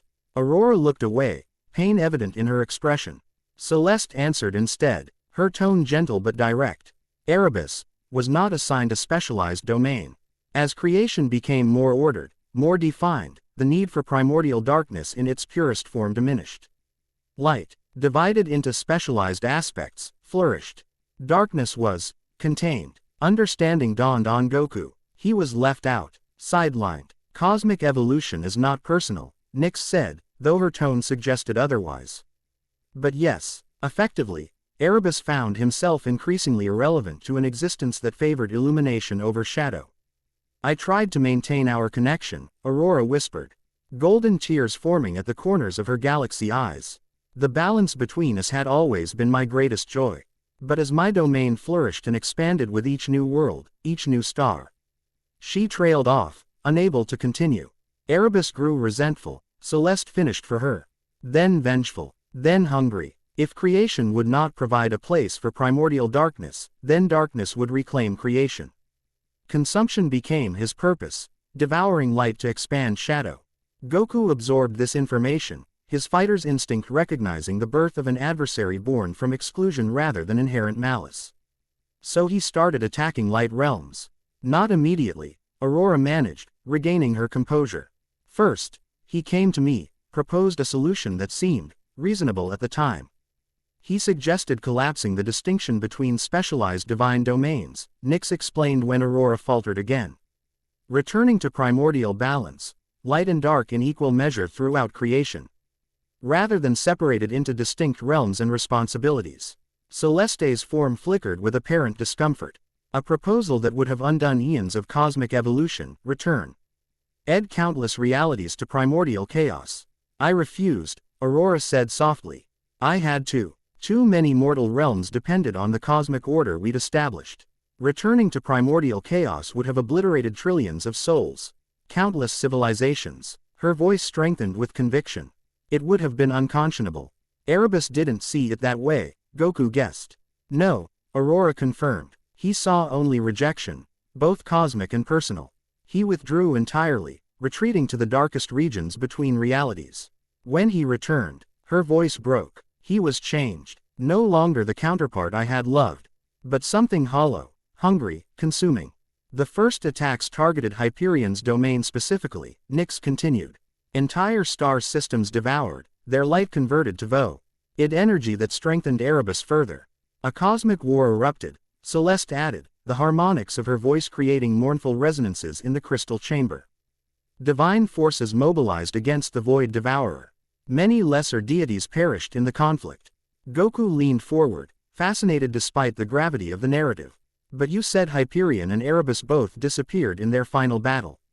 What really happened? The three goddesses exchanged glances laden with unspoken meaning. The official record states they mutually annihilated each other, Aurora finally said. But the truth is more complicated. Hyperion was losing, Nyx stated bluntly. Despite the combined power of multiple divine pantheons supporting him, Erebus had grown too powerful, consumed too much light. In desperation, Celeste continued. Hyperion sought my counsel, asked if harmony could offer a solution where direct confrontation had failed. Aurora closed her eyes, obvious grief washing over her features. I should have been consulted. If I had known what they planned. There was no time, Celeste said gently. And your connection to Erebus made your involvement problematic. What did Hyperion do? Goku asked, sensing they were approaching the core of the mystery. Celeste's form stabilized completely. A rare occurrence, Goku sensed, indicating the gravity of what she was about to reveal. Hyperion used himself as bait. She explained. Drew Erebus to the nexus of realities, a junction point where dimensional boundaries are thinnest. There, instead of fighting, he surrendered. Surrendered, Goku repeated, confused. Offered himself for consumption, Nyx clarified, shadows writhing around her form. But not in defeat, as strategy. Understanding dawned on Goku as he put the pieces together. He poisoned himself somehow, made his light toxic to Erebus. Precisely, Celeste confirmed, genuine admiration in her galaxy eyes. Hyperion infused his divine essence with harmonic frequencies specifically calibrated to disrupt Erebus's consumption process. When Erebus devoured him, both were cast into dimensional limbo, Aurora finished, her voice hollow with old grief. Neither destroyed, merely suspended, locked together in eternal stasis between realities. Until now, Goku concluded. Something's broken that stasis. Erebus is coming back, which means Hyperion may be returning as well, Nyx confirmed. Though in what condition, what form, remains unknown. Goku processed this revelation, understanding now why the position of Light God had remained vacant for so long, and why his candidacy had generated such political tension. If Hyperion's coming back, why do you need me? He asked the obvious question. Wouldn't he just take his old job back? The three goddesses exchanged another loaded glance. The harmonics of cosmic return are unpredictable, Celeste said carefully. After eons in dimensional limbo, intertwined with his cosmic opposite, Hyperion's essence may be fundamentally altered. Or corrupted, Nyx added bluntly. Darkness consuming light from within. Aurora looked directly at Goku for the first time since beginning her story. The truth is, We don't know what's returning. Hyperion, Erebus, both, or something new. What we do know is that divine light needs an anchor, a wielder, to counter whatever emerges from the void. And the cosmos chose you. Celeste concluded. A being capable of maintaining his core self even while transforming into something greater. A warrior with the heart to fight darkness without becoming it. The weight of cosmic responsibility settled more firmly on Goku's shoulders with this new understanding. This wasn't just about mastering new powers or facing a powerful opponent, it was about potentially standing against corrupted primordial forces that predated his entire universe. I still don't know if I'm qualified for all this god business, he admitted. But I've never backed down from protecting what matters. He looked at Aurora, seeing both the ancient divine being and the wounded soul beneath the celestial exterior. And it sounds like Erebus needs to be stopped, regardless of his reasons for turning bad. Relief visibly washed over Aurora's features. Nyx's shadows relaxed slightly from their tense configuration. Celeste's form began gently shifting between states again. Harmony apparently restored to her personal equilibrium. Your transformation must be accelerated, Celeste stated matter-of-factly. I can assist, using harmonic resonance to stabilize the integration process. And we must complete the weapon binding immediately, Aurora added. Kaya will be. A tremendous concussion interrupted her, shaking the very foundations of the sanctum. Krista. L structures vibrated at discordant frequencies, creating a cacophony of sound that was physically painful to experience. Celeste's form flickered violently. Impossible. The sanctum's harmonic barriers cannot be breached. Tell that to whoever's breaking in, Nyx replied grimly, already flowing into her combat form, a more concentrated shadow state with edges sharp enough to cut reality itself. Goku was on his feet instantly, calling upon both his ki and the divine light within him. To his surprise, they responded in perfect harmony, as if Celeste's domain had somehow resolved the conflict between his energy sources. Stay behind me, he told the three goddesses, moving toward the disturbance. Aurora almost laughed despite the danger. Adorable, but unnecessary. We've been fighting cosmic threats since before your planet formed, Goku.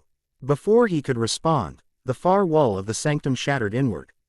Through the breach poured familiar darkness, tendrils of void energy, hungrier and more substantial than during their previous encounter. Behind them came a figure Goku recognized with instant battle readiness.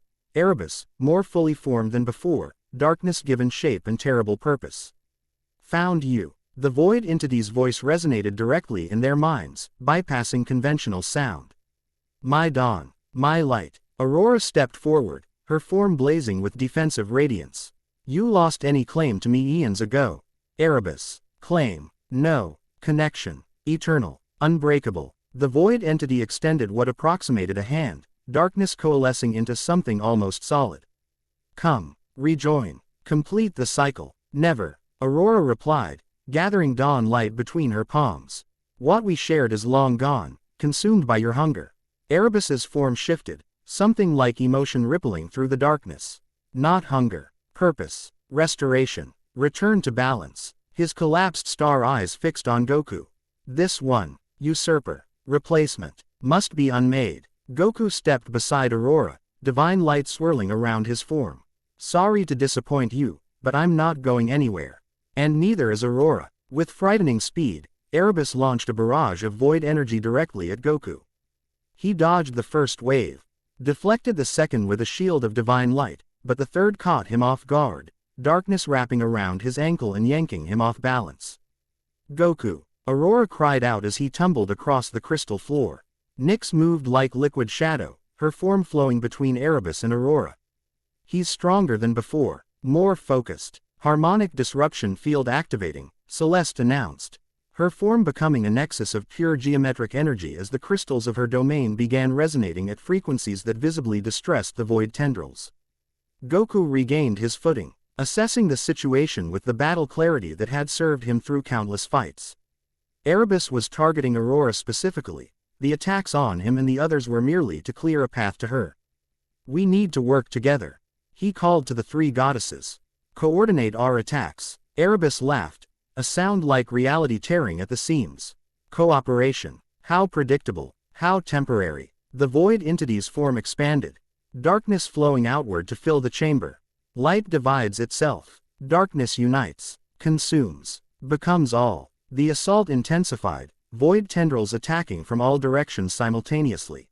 Goku fought with every technique at his disposal, combining martial arts with divine light in ways that felt increasingly natural. Beside him, Aurora wielded dawn energy in complex patterns, creating barriers and counterattacks with the precision of eons of experience. Nyx slashed through darkness with shadow blades, somehow using darkness against darkness. Celeste maintained the harmonic disruption field, preventing Erebus from fully materializing within the sanctum. For a brief moment, it seemed they might repel the attack. Then something changed, a shift in the very fabric of reality around them. The harmonics are destabilizing. Celeste cried out, her form flickering violently. Something's interfering with the sanctum's fundamental frequency. From outside breach came a new figure, one Goku recognized instantly despite having met them only once. Nemesis, leader of the discordant council, entered the sanctum. But the deity's form had changed, corrupted. Areas of void energy interspersed with their constantly shifting appearance. Nemesis, Aurora gasped. What have you done? The corrupted deity's ever-changing features settled momentarily into an expression of cold purpose. What was necessary? What was inevitable? Their voice, once resonant with authority, now contained undertones of void harmonics. Balance must be restored, Dawnbringer. The old way, the true way. Understanding dawned in Aurora's eyes. You're working with Erebus. With is incorrect, Erebus interjected, void tendrils retreating slightly to allow Nemesis to approach. Part of, extension, first of many, the Vortex Quadrant, Celeste realized, horror evident in her galaxy eyes. You weren't maintaining dimensional alignments. You were dismantling them, creating breach points. Nemesis inclined their head, neither confirming nor denying. The divine hierarchies have failed, Harmony Keeper. Specialization led to imbalance. Primordial forces cannot be contained, cannot be denied. What Erebus offers is not destruction, but renewal. Goku recognized the rhetoric, similar to what Aurora had described of Erebus's original proposal eons ago. You're talking about destroying everything that exists, he challenged. Trillions of lives across countless worlds. Transformation, Erebus corrected. Return to potential. Darkness where light may be reborn. Properly, equally. The void entity's form expanded further, tendrils wrapping around Nemesis like an embrace. First alliance. Council falls. Then archives. Then all. Nyx's shadows bristled with battle readiness. You'll never reach the archives. Seraphina's protections are compromised, Erebus interrupted, something like satisfaction in that reality-tearing voice. Knowledge Keeper secured. Waiting. In Void's embrace. Seraphina. Aurora whispered. You've taken Seraphina. Nemesis smiled. An expression made horrifying by the void energy now visibly flowing through their form. The Archivist attempt. Ted to warn the full council when she discovered our communication channels. Most unfortunate timing. Goku felt cold fury building within him. He'd only met Seraphina briefly, but the thought of the knowledge-loving deity held captive in some void dimension ignited his protective instincts. Where is she? He demanded, divine light flaring around him in response to his anger. Safe. Preserved. First specimen for new collection. Celeste's form stabilized with visible effort, her expression one of focused determination. The sanctum cannot be held. We must retreat, regroup. Retreat where? Nyx challenged. If Nemesis has compromised the council, nowhere is safe. The Forge, Aurora suggested. Kaya's domain exists at dimensional crossroads. Its protections are uniquely suited to repel void energy. Erebus surged forward, darkness flowing like liquid hunger. No escape, no refuge, only return, only reunion. Void tendrils shot toward Aurora with terrible precision.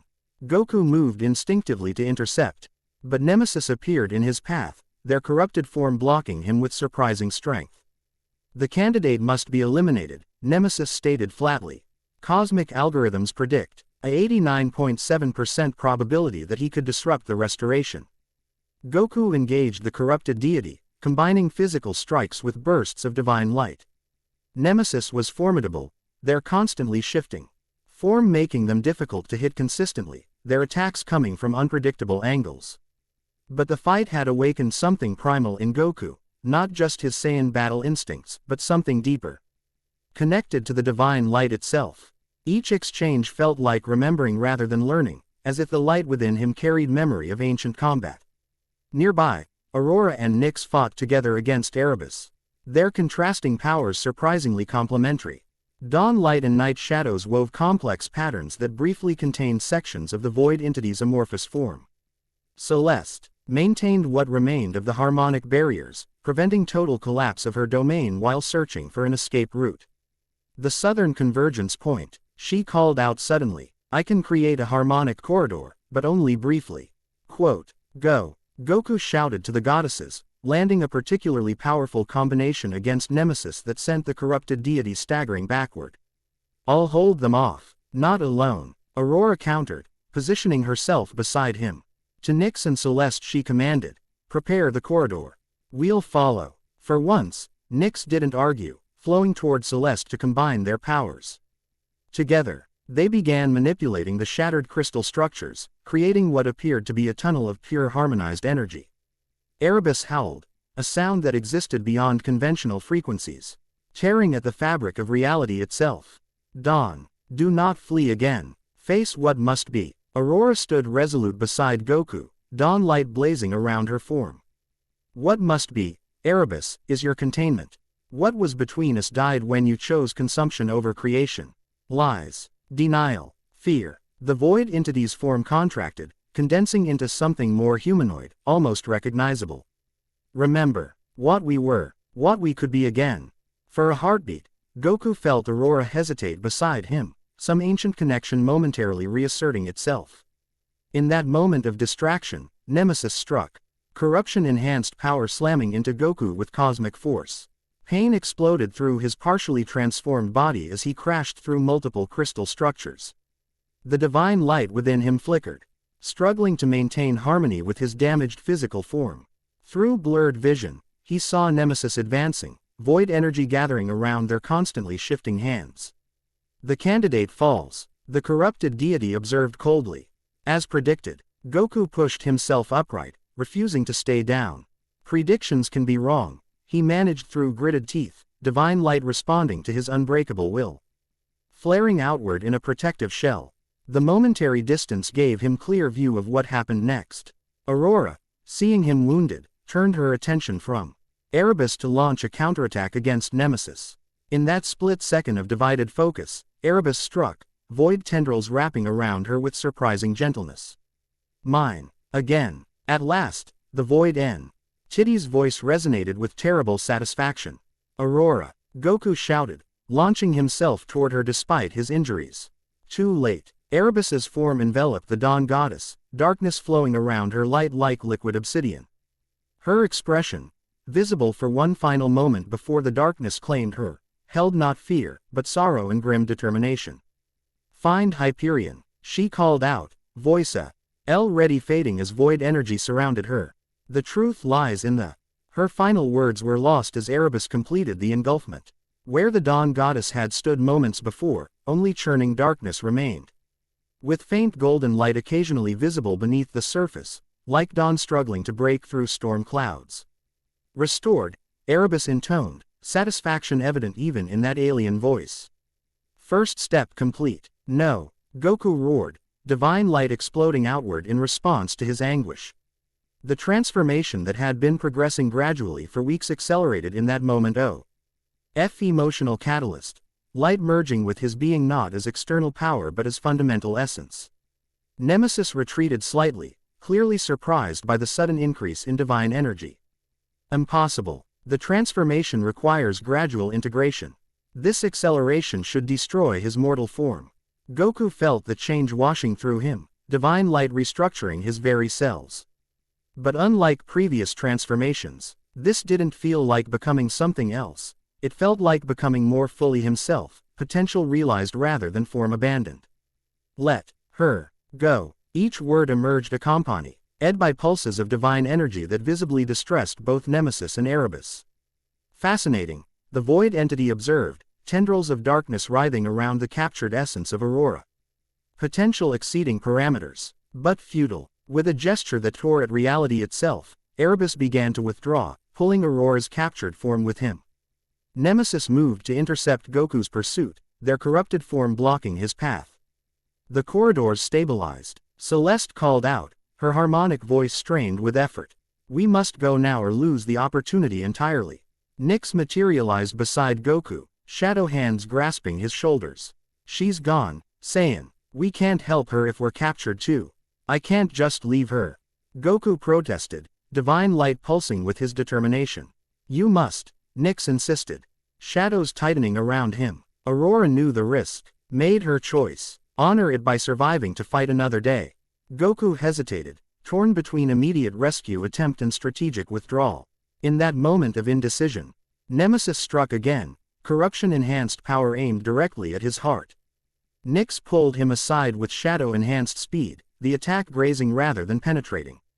Decide now, Light God. Live to fight or die in futility. The strategic part of Goku, the part that had learned through countless battles that sometimes retreat was necessary for ultimate victory, finally overcame his instinctive need to pursue. With a final anguished look at the spot where Aurora had vanished, he allowed Nyx to pull him toward the harmonic corridor. This isn't over, he promised. Voice resonating with newly stabilized divine power. Not by a long shot. As they entered the corridor of pure harmonic energy, Celeste maintaining the construct with visible strain, Erebus' voice followed them, echoing across dimensions. Return when ready, Light God. Dawn awaits your failure, as does knowledge. The reminder of Seraphina's capture added fresh determination to Goku's resolve. They would rescue both goddesses, stop whatever cosmic destruction Erebus and Nemesis planned, and restore balance to the divine realms. But first, they needed to regroup, to plan. And Goku needed to complete his transformation, to become fully what the cosmos had chosen him to be. The harmonic corridor collapsed behind them as they fled, cutting off pursuit but also sealing Aurora's fate for the moment.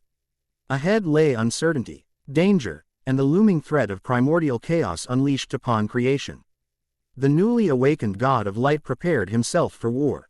Chapter 3. Divine Harmony. Forge of creation existed simultaneously in all realities and none. Cosmic anvils of impossible metals stretched toward horizons that curved back upon themselves.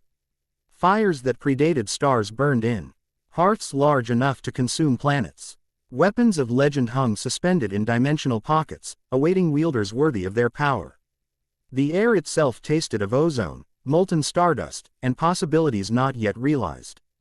Kaya moved through her domain with practiced efficiency, hammer striking divine metal with rhythmic precision. Each impact sent ripples through the fabric of nearby realities. Subtle harmonics that called to something primal in the universe itself. She paused mid-strike, fiery eyes narrowing as she sensed the approaching disturbance in the cosmic weave. Reality fractured before her, a harmonic corridor materializing with the distinctive resonance of Celeste's power. Through the dimensional tear stumbled three figures, Nyx's shadow form supporting a weakened Celeste, followed by Goku. His body radiating divine light in chaotic, uncontrolled bursts. The weaponsmith lowered her hammer, alarm evident in her flame-filled eyes. What happened? Where's Aurora? Taken, Nyx replied tersely. Helping Celeste to a nearby bench formed from compressed starlight. Erebus has her. Seraphina too. Kaya cursed in a primordial language that caused nearby forge fires to flare violently. How? Celestial archives and harmony sanctum both breached. Impossible without internal assistance. Nemesis, Celeste managed, her form fluctuating dangerously as she struggled to stabilize her essence. Corrupted by void energy. Working with Erebus to remake reality. The weaponsmith's expression darkened further. The council leader, void corrupted, she turned toward Goku, assessing him with clinical precision. And you, Saiyan, your transformation accelerated drastically. Uncontrolled integration is dangerous. Goku barely registered her concern. Divine light continued to pulse through him in waves. Responding to emotions he couldn't fully contain. Grief over Aurora's capture, determination to rescue her, rage at Erebus's violation of cosmic balance. Each pulse sent ripples of power through the forge, causing uncompleted weapons to resonate in sympathetic harmony. I need to go after them, he stated, voice layered with divine harmonics. Now, before Erebus can Rush headlong to your destruction. Kaya interrupted sharply. Wonderful strategy. Aurora would be so pleased to see her sacrifice wasted. The words struck home, breaking through Goku's emotional storm. Divine light surrounding him flickered, then stabilized somewhat as he regained control. You're right, he acknowledged, running a hand through hair now permanently streaked with solar gold. Need to think strategically, but every moment we wait increases the probability of successful rescue, Nyx interjected, shadows coiling with tension. Erebus won't harm Aurora, not immediately, he's waited eons to reclaim her. He'll savor the reunion. Savor isn't the word I'd use, Celeste contradicted, her harmonious voice discordant with strain. But Nyx is correct about the timing. Erebus will integrate Aurora's essence gradually. Attempt to convert rather than consume her light. Kaya moved to a workbench, retrieving the gauntlets she'd been forging for Goku. Void assimilation process requires specific temporal and spatial conditions. Minimum interval before complete integration, 16 cosmic cycles. How long is that in, normal time? Goku asked, struggling to translate divine measurements. Approximately 3 Earth days, Celeste supplied, her form stabilizing slightly as she drew energy from the forge's dimensional nexus. Goku nodded, battle focus returning as shock gave way to determination. So we have 3 days to plan a rescue, figure out how to fight Erebus and Nemesis, and save Aurora and Serafina. While completing your transformation properly, Kaya added, returning to her anvil with the gauntlets. The uncontrolled acceleration you experienced has left your divine essence unstable. Dangerous to yourself and others. I feel fine, Goku protested. Though the internal turbulence of divine light suggested otherwise. Nyx's starry eyes narrowed. You feel angry, determined. These emotions are driving your power temporarily, but emotion-fueled divine energy is unpredictable. Unreliable. Like Super Saiyan the first time, Goku realized, remembering how rage had triggered the transformation but made it difficult to control. Except on a cosmic scale. Precisely. Celeste confirmed. Divine transformation must achieve harmonic stability, balance between mortal vessel and cosmic power. Kaya struck the gauntlets with particular emphasis, Parks of divine fire cascading across the forge floor. The binding ritual will help. Divine weapons anchor chaotic energy, provide focus. She glanced up, flame-filled eyes meeting Goku's. But only, if you're ready to accept what you're becoming. Fully, without reservation. The question hung in the air, weighted with cosmic significance. Goku looked down at his hands, seeing the divine light flow. Wing beneath his skin like living circuitry. When he'd first arrived in this realm, godhood had seemed an unwanted complication. Just another title, another power-up in a lifetime of transformations. Now, having witnessed Erebus's darkness, having felt Aurora's light intertwine with his own, the mantle of Hikari no Kami felt less like burden and more like purpose. I'm ready, he said simply, decision crystallizing in that moment. Whatever it takes to stop Erebus and save Aurora. Something like approval flickered in Kaya's fiery gaze. Good answer. She lifted the gauntlets, which now glowed, with internal light resonating at precisely the same frequency as Goku's divine essence. Then let's complete what was interrupted. The binding ritual took place at the heart of the forge, where IC energies converged with particular intensity. Goku stood within a circle of ancient symbols etched into the very fabric of reality, divine light pulsing around him in increasingly controlled patterns. Kaya worked methodically, her movements precise despite the raw power flowing through the ritual space. Divine weapons aren't merely tools, she explained as she prepared the gauntlets for bonding. They're extensions of your cosmic essence, given physical form. They grow, evolve, respond to your development. She positioned the gauntlets on pedestals flanking Goku. Once bound, they cannot be wielded by another. They become, effectively, part of you. Nyx and Celeste observed from just outside the ritual circle, their contrasting energies, shadow and harmony, creating a balanced field that helped contain the tremendous power being channeled. The fists of illuminating sky, Celeste noted, recognizing the weapons created for the celestial boxer. An appropriate choice. Assuming he survives the binding, Nyx added dryly. Divine weaponry rejects incompatible wielders. Violently. Goku maintained his focus, ignoring the shadow goddess's pessimism. What do I need to do? Stand still. Focus your divine light into your hands, not as attack, but as extension. Kaya continued her preparations, adding materials that seemed to exist between states of matter. When I complete the activation sequence, reach for the gauntlets. If they accept you, they'll merge with your essence. And if they don't, Goku couldn't help asking. Kaya's expression remained impassive. Then we'll find out if light gods can regenerate limbs. Before Goku could respond to this less than reassuring statement, Kaya began the ritual proper, striking her cosmic hammer against an anvil formed from compressed light and shadow. Each impact released harmonics that resonated with Goku's divine essence, drawing it outward, shaping it, preparing it for the binding. The gauntlets responded, their internal chi pulsing in synchronized rhythm with both the hammer strikes and Goku's heartbeat.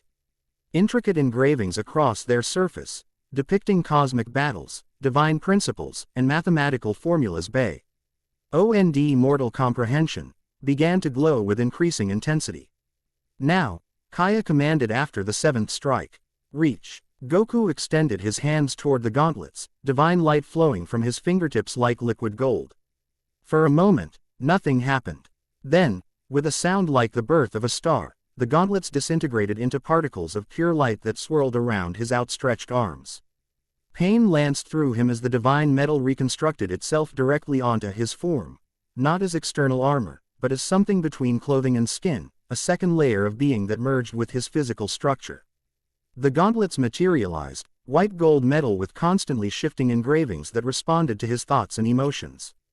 They extended from his fingertips to mid-forearm, perfectly fitted as if they had always been part of him. Acceptance, Kaya observed with professional satisfaction. Complete integration. Well done, light god. Goku flexed his hands, marveling at how the gauntlets moved with him, weightless, frictionless, more like extensions of his will than physical objects. Divine light flowed through them more efficiently, more controlled, the chaotic pulse that had plagued him since Aurora's capture now channeled into orderly patterns. They feel right, he said, surprised by how natural the divine weapons felt. Like they're helping me focus the light. That's their purpose, Kaya confirmed, inspecting her work with critical assessment. The gauntlets will evolve as your mastery increases. For now, they provide stability while your transformation completes. Celeste approached, her form more solid than before, apparently strengthened by proximity to the forge's harmonic energies. The binding has balanced your essence considerably. Most fortuitous. Now we need a plan. Nyx stated, always focused on practical matters. Rescuing Aurora and Serafina from the void requires more than power, it requires strategy. Kaya nodded grimly. Erebus's domain exists between dimensions. In spaces hostile to light and life. Direct assault is impossible. Then how do we reach them? Goku asked, newly stabilized divine power humming through him, eager for purpose. The weaponsmith's fiery eyes gleamed with something like anticipation. We don't reach them, we make them come to us. Strategy sessions in the Forge of Creation continued through Had might have been hours or days. Time flowed differently at the dimensional crossroads, making precise measurement impossible. Goku absorbed information about cosmic geography, void dynamics, and divine warfare with surprising aptitude. His fighter's mind, honed through countless battles against increasingly powerful opponents, adapted readily to the larger scale of cosmic conflict. Erebus will establish a conversion nexus, Nyx explained, using shadow manipulation to create a three-dimensional map of interdimensional space. A pocket realm where void energy can gradually overwhelm and transform Aurora's light essence. Kaya indicated a specific region on the shadow map, the Obsidian Confluence, where reality fractured during the original primordial conflict. Thin boundaries, malleable physics, ideal for essence manipulation. Quote, so that's where they're holding Aurora and Serafina. Goku studied the map, memorizing key features for future navigation. Most likely, Celeste replied, our harmonious voice creating ripples in Nyx's shadow construct. But direct approach remains impossible. The confluence exists partially outside conventional dimensionality. Goku frowned, a new thought occurring to him. Wait, if Erebus is trying to convert Aurora's light to darkness, and he's got Serafina too. His newly enhanced cosmic awareness connected dots with increasing speed. This isn't just about getting Aurora back. He's collecting specific divine powers. The three goddesses exchanged surprised glances at his insight. Precisely, Nyx confirmed, shadows coiling with tension. Dawn light, divine knowledge, both fundamental cosmic forces from the early creation period. He's rebuilding his original plan, Goku realized, remembering Aurora's story. The one where he wanted to collapse the distinction between divine domains and return everything to primordial chaos. Kaya nodded grimly. With Nemesis corrupted, he gains access to the fundamental forces of cosmic balance. Add Aurora's essence, Serafina's knowledge, he could actually do it, Goku concluded. Unmake reality and rebuild it with darkness and light mixed together. No separation, no specialization. The death of trillions across countless realities, Celeste added softly. Not from malice, but from cosmic restructuring. The scale of the threat crystallized in Goku's mind. This wasn't like fighting Frieza or Cell or even Beerus, opponents who threatened planets or universes. This was existence itself at stake, the very structure of reality that allowed life to flourish. Then we definitely need to stop him, he stated with characteristic determination. How do we draw him out? Kaya's expression shifted to one of grim calculation. Erebus needs specific divine essences for his plan. He already has dawn and knowledge. What he lacks, is light itself, Nyx finished. You, Saiyan, or rather, what you're becoming. Understanding dawned. I'm bait, Goku said, not displeased by the notion. It wouldn't be the first time he'd used himself to lure out a powerful enemy. More than bait, Celeste corrected. The final component he needs.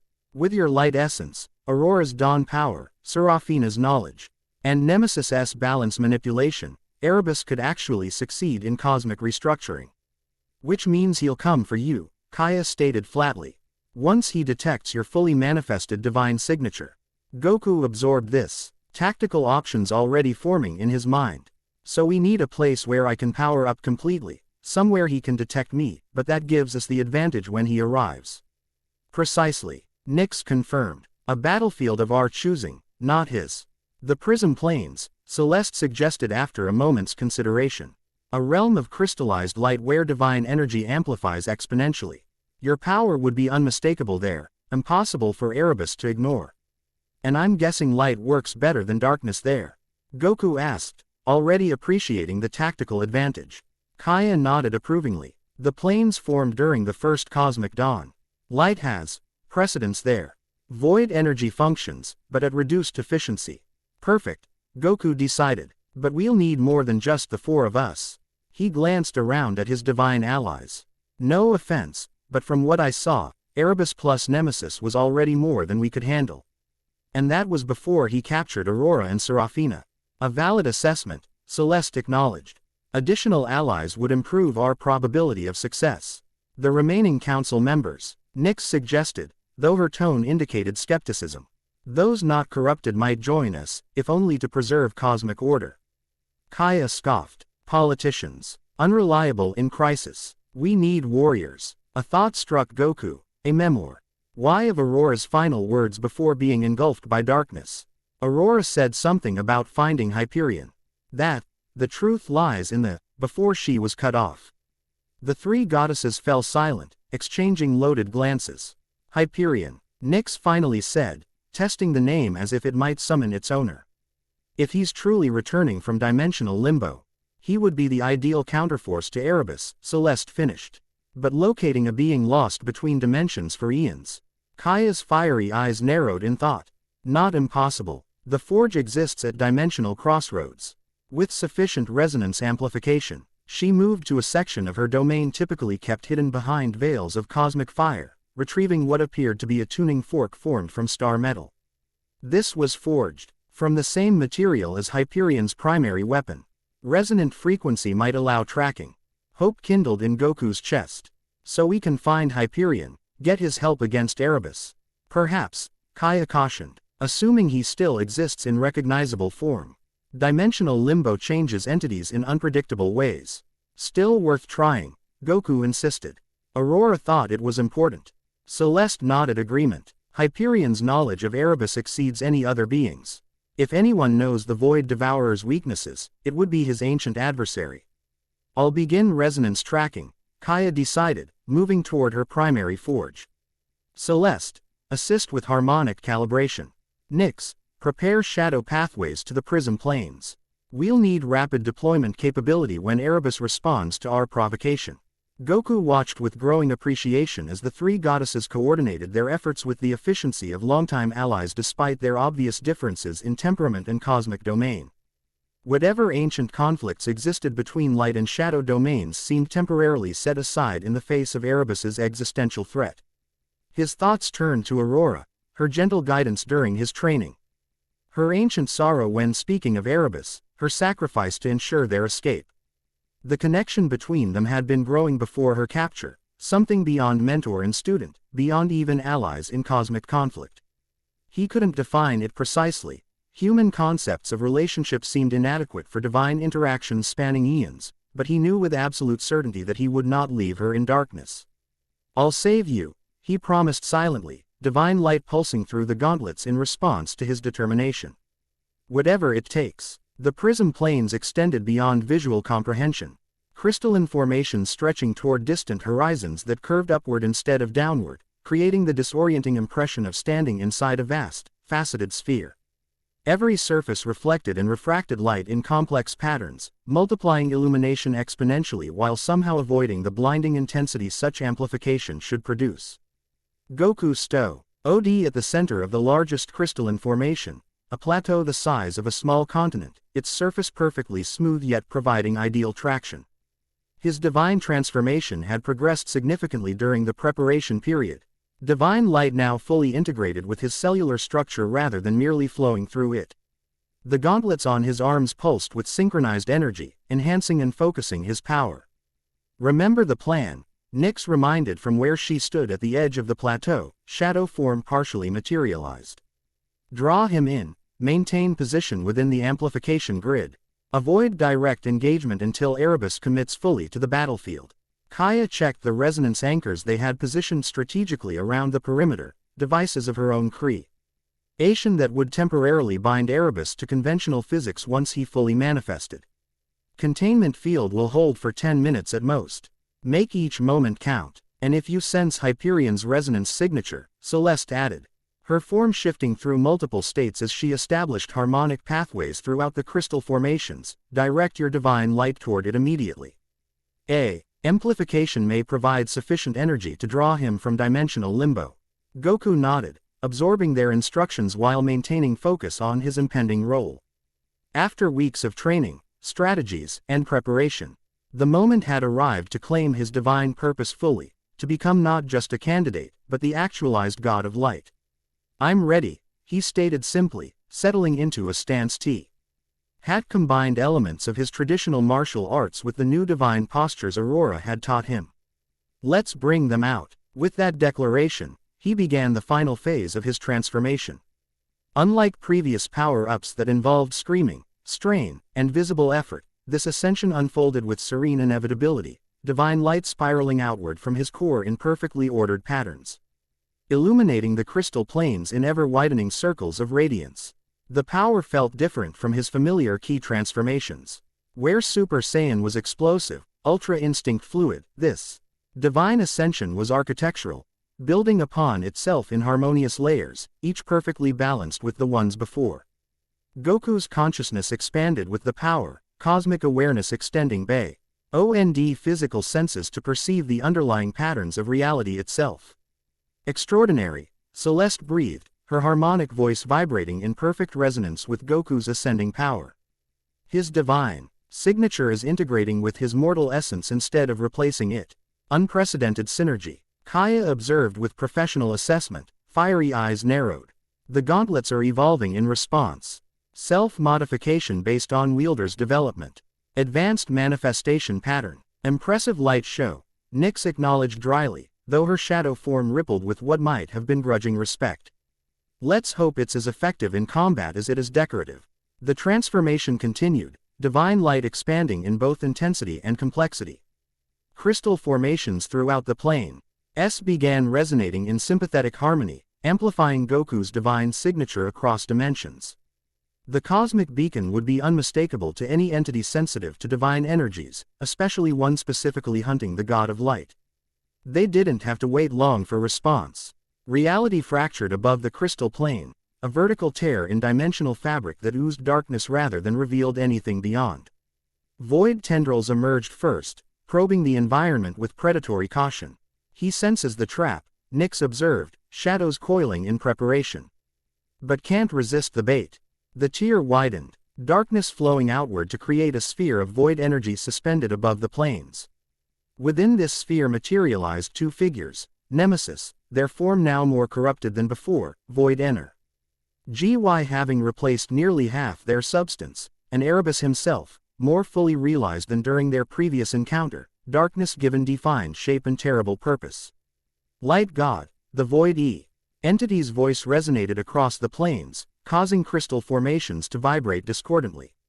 Complete at last. Final component acquired. Goku stood unmoved at the center of the plateau, Divine Lig.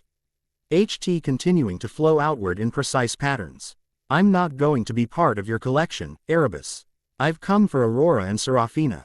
Amusing. Predictable. Void tendrils extended from the sphere, testing the crystal plane's resistance. Come then. Attempt rescue. Fail as all light fails. Eventually, the sphere of darkness descended gradually, touching down at the opposite end of the crystal plateau.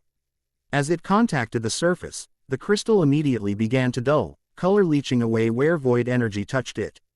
The resonance anchors are responding, Kaya reported, monitoring her devices. Containment field establishing. 62% materialization lock achieved. Not enough, Celeste cautioned. He's maintaining partial dimensional transcendence. Can retreat if threatened. Goku assessed the situation with calm clarity, divine awareness providing tactical insights beyond his normal perception. He's keeping Aurora and Seraphina in reserve, probably in a pocket dimension connected to his essence. Correct assessment, Nyx confirmed, shadows extending toward the darkness sphere for reconnaissance. Void signatures indicate additional dimensional folding within his manifestation. Multiple captives contained separately. The sphere dissolved, allowing Erebus and Nemesis to step fully onto the crystal plane. The void entity had continued evolving since their last encounter. His form now appearing almost humanoid, though composed entirely of darkness that absorbed rather than reflected the abundant light surrounding them. Only his eyes remained unchanged, lapsed stars that contained hunger older than worlds. Light God ascended, Erebus observed, studying Goku with those ancient eyes. Mortal vessel transformed, Saiyan essence integrated. Fascinating evolution. Nemesis moved slightly ahead, their corrupted form shifting through multiple configurations as void energy competed with their original nature. The cosmic algorithms predicted only a 23.4% probability of successful transformation. You continue to defy calculation. I get that a lot, Goku replied, maintaining his position at the center of their prepared battlefield. Where are Aurora and Seraphina? Release them, and maybe we can resolve this without fighting. A sound like the universe laughing mockingly emerged from Erebus. Negotiation. Final recourse of light. Always seeking harmony, balance, compromise. The void entity's form expanded slightly, darkness flowing outward like living ink. Darkness requires no compromise, only consumption, completion. With that declaration, void tendrils shot forward with terrible speed, aiming directly for Goku. He remained motionless until the last possible moment, then moved with divine precision, not dodging, but redirecting. The gauntlets glowed with concentrated light as he caught the tendrils, channeling their momentum in a circular pattern that sent them crashing into the crystal surface. Now, he shouted to his allies. Kai, I activated the resonance anchors with a gesture, sending pulses of divine energy through the crystal formations. The containment field solidified instantly, forcing Erebus and Nemesis fully into conventional physics. No interdimensional escape, no void pathways, no reality manipulation. For 10 minutes, they would fight on equal terms. Nemesis realized the trap first, their ever-changing features settling into a mask of cold fury. Primitive tactical maneuver. Temporary advantage only. Temporary is all we need, Goku replied, divine light condensing around his gauntleted fists as he launched himself forward. The battle erupted across the crystal plane with cosmic intensity. Goku engaged Nemesis directly, divine light countering void corruption with each exchange. The corrupted deity fought with millennia of experience, their attacks coming from unexpected angles, their defense adapting to each of Goku's techniques. But the light god moved with the perfect integration of mortal martial arts and divine power, each strike precisely calculated yet flowing with intuitive creativity that defied prediction. Simultaneously, Nyx, Celeste, and Kaya coordinated their attack against Erebus. Shadow blades sliced through void tendrils, harmonic disruption fields destabilized the darkness entity's form, and divine weapons forged specifically for this confrontation burned through cosmic shadow with relentless precision. The prison dimension, Celeste called out between harmonic attacks. Search his essence for pocket realities. Nyx's shadows extended deeper into Erebus's form, probing for dimensional irregularities. Multiple fold spaces detected. Complex encryption patterns. Kaya struck with her cosmic hammer, forcing Erebus to contract defensively. Need concentrated disruption to breach fold space barriers. Goku registered their efforts while maintaining his focus on Nemesis. The corrupted deity was formidable, their balance manipulation abilities allowing them to counter NY of his techniques with frustrating effectiveness. But with each exchange, Goku adapted, divine light responding to his tactical insights with increasing precision. You fight well for a novice deity. Nemesis acknowledged after a particularly effective combination sent them skidding across the crystal surface. But you cannot triumph against cosmic inevitability. The age of specialized divine domains is ending. Because you decided it should. Goku countered, divine light flowing through the gauntlets in complex patterns. That's not balance, that's just replacing one system with another. You understand nothing of true balance, Nemesis spat, void corruption pulsing through their form. Cosmic equilibrium requires periodic reset. Stagnation leads to entropy. What Erebus offers is renewal, not destruction. At the cost of trillions of lives. Goku launched another attack, light-enhanced strikes targeting the areas where void corruption had weakened Nemesis's original essence. The corrupted deity faltered momentarily, their form fluctuating between states. Mortal lives are temporary regardless. Cosmic restructuring merely accelerates inevitable transition. That's not your decision to make. Divine light flared around Goku's form as righteous anger fueled his power. With renewed intensity, he pressed his advantage, forcing Nemesis into increasingly defensive postures. Across the battlefield, Erebus fought with primordial fury against the three goddesses. Void tendrils lashed out in all directions, darkness flowing like liquid hunger across the crystal plane. Despite their coordinated efforts, Nyx, Celeste, and Kaya struggled to maintain their positions against the ancient entity's raw power.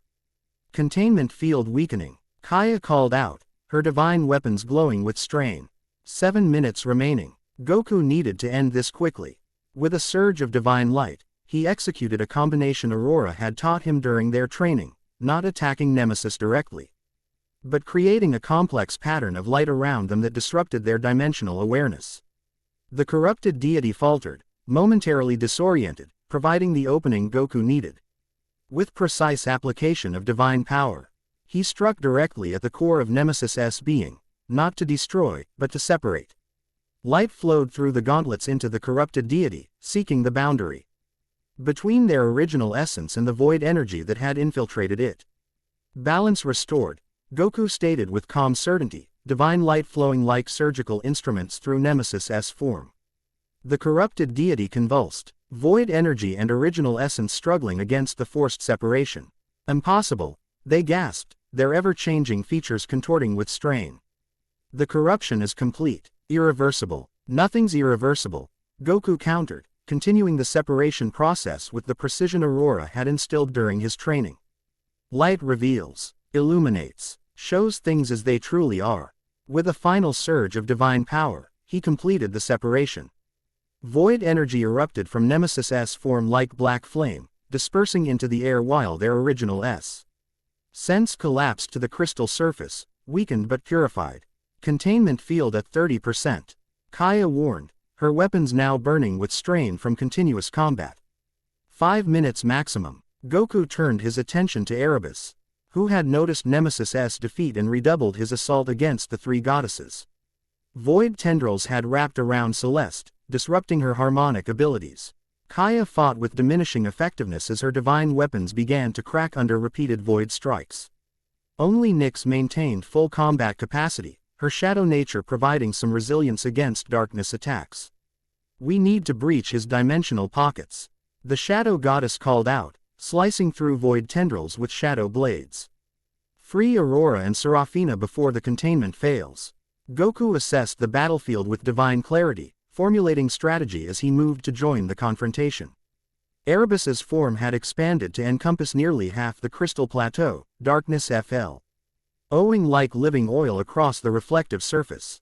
Within that amorphous shape, multiple dimensional irregularities pulsed with contained power, prison spaces where the captured goddesses were held. "Light God approaches," Erebus observed. Void tendrils reorienting toward this new threat. Final component delivered willingly. "How convenient. I'm not here to be consumed," Goku replied, divinely. GHT condensing around his gauntleted fists. "I'm here to free what you've taken." "Taken. No. Reclaimed. Restored." Erebus's form contracted slightly, those collapsed star eyes focusing with terrible intensity. "Dawn belongs with darkness. Always has. Cosmic truth older than your existence." The void entity's form shifted, parts of its darkness becoming translucent to reveal what lay within: Aurora, suspended in a prison of shadow. Her light dimmed but still fighting against the darkness surrounding her. Her eyes widened when she saw Goku, hope and warning mingling in her expression. "Goku. The resonance pattern. It's a..." Her voice was silenced as the darkness solidified again, concealing her from view. But the brief glimpse had been enough. Goku had seen the dimensional configuration of her prison. Recognized the void energy patterns maintaining it. Emotional manipulation succeeds, Erebus observed with what might have been satisfaction. Light entities so predictable, so vulnerable to connection. Goku didn't waste energy responding to the taunt. Instead, he launched himself directly at the void entity, divine light blazing around his form. Erebus countered with multiple void tendrils. Darkness shooting forward like spears of negative energy. But something had changed in Goku's approach.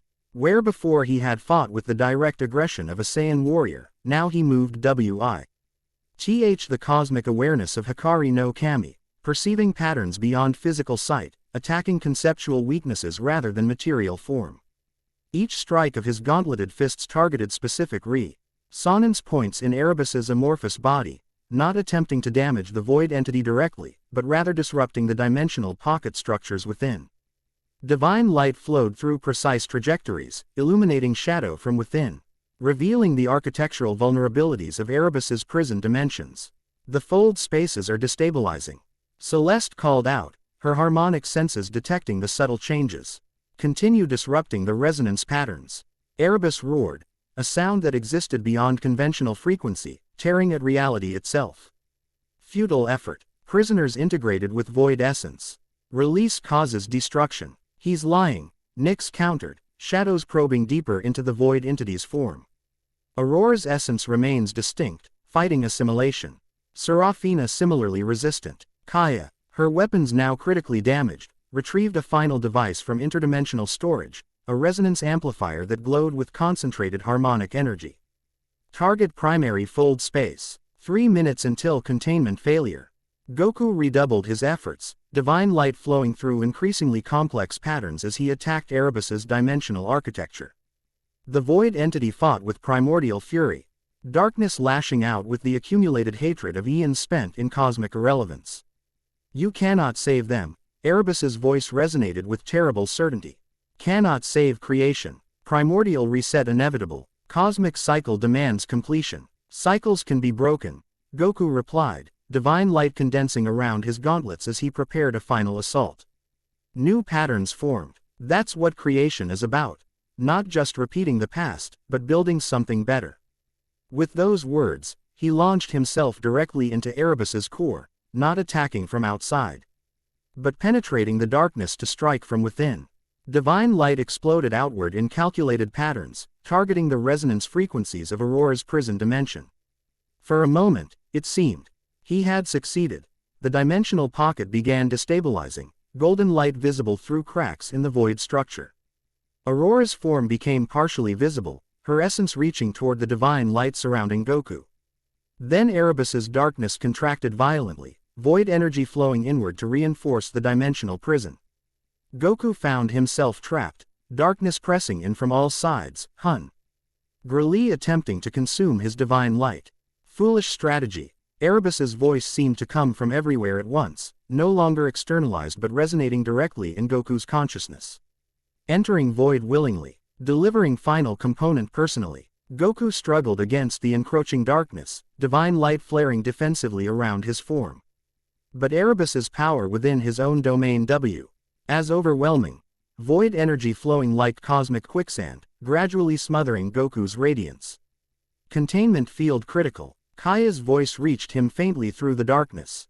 1 minute remaining. Desperation fueled a surge of divine power as Goku fought against the consuming void. But traditional combat proved ineffective in this non-space, physical strikes passing through darkness without impact. Energy attacks absorbed and converted to void power.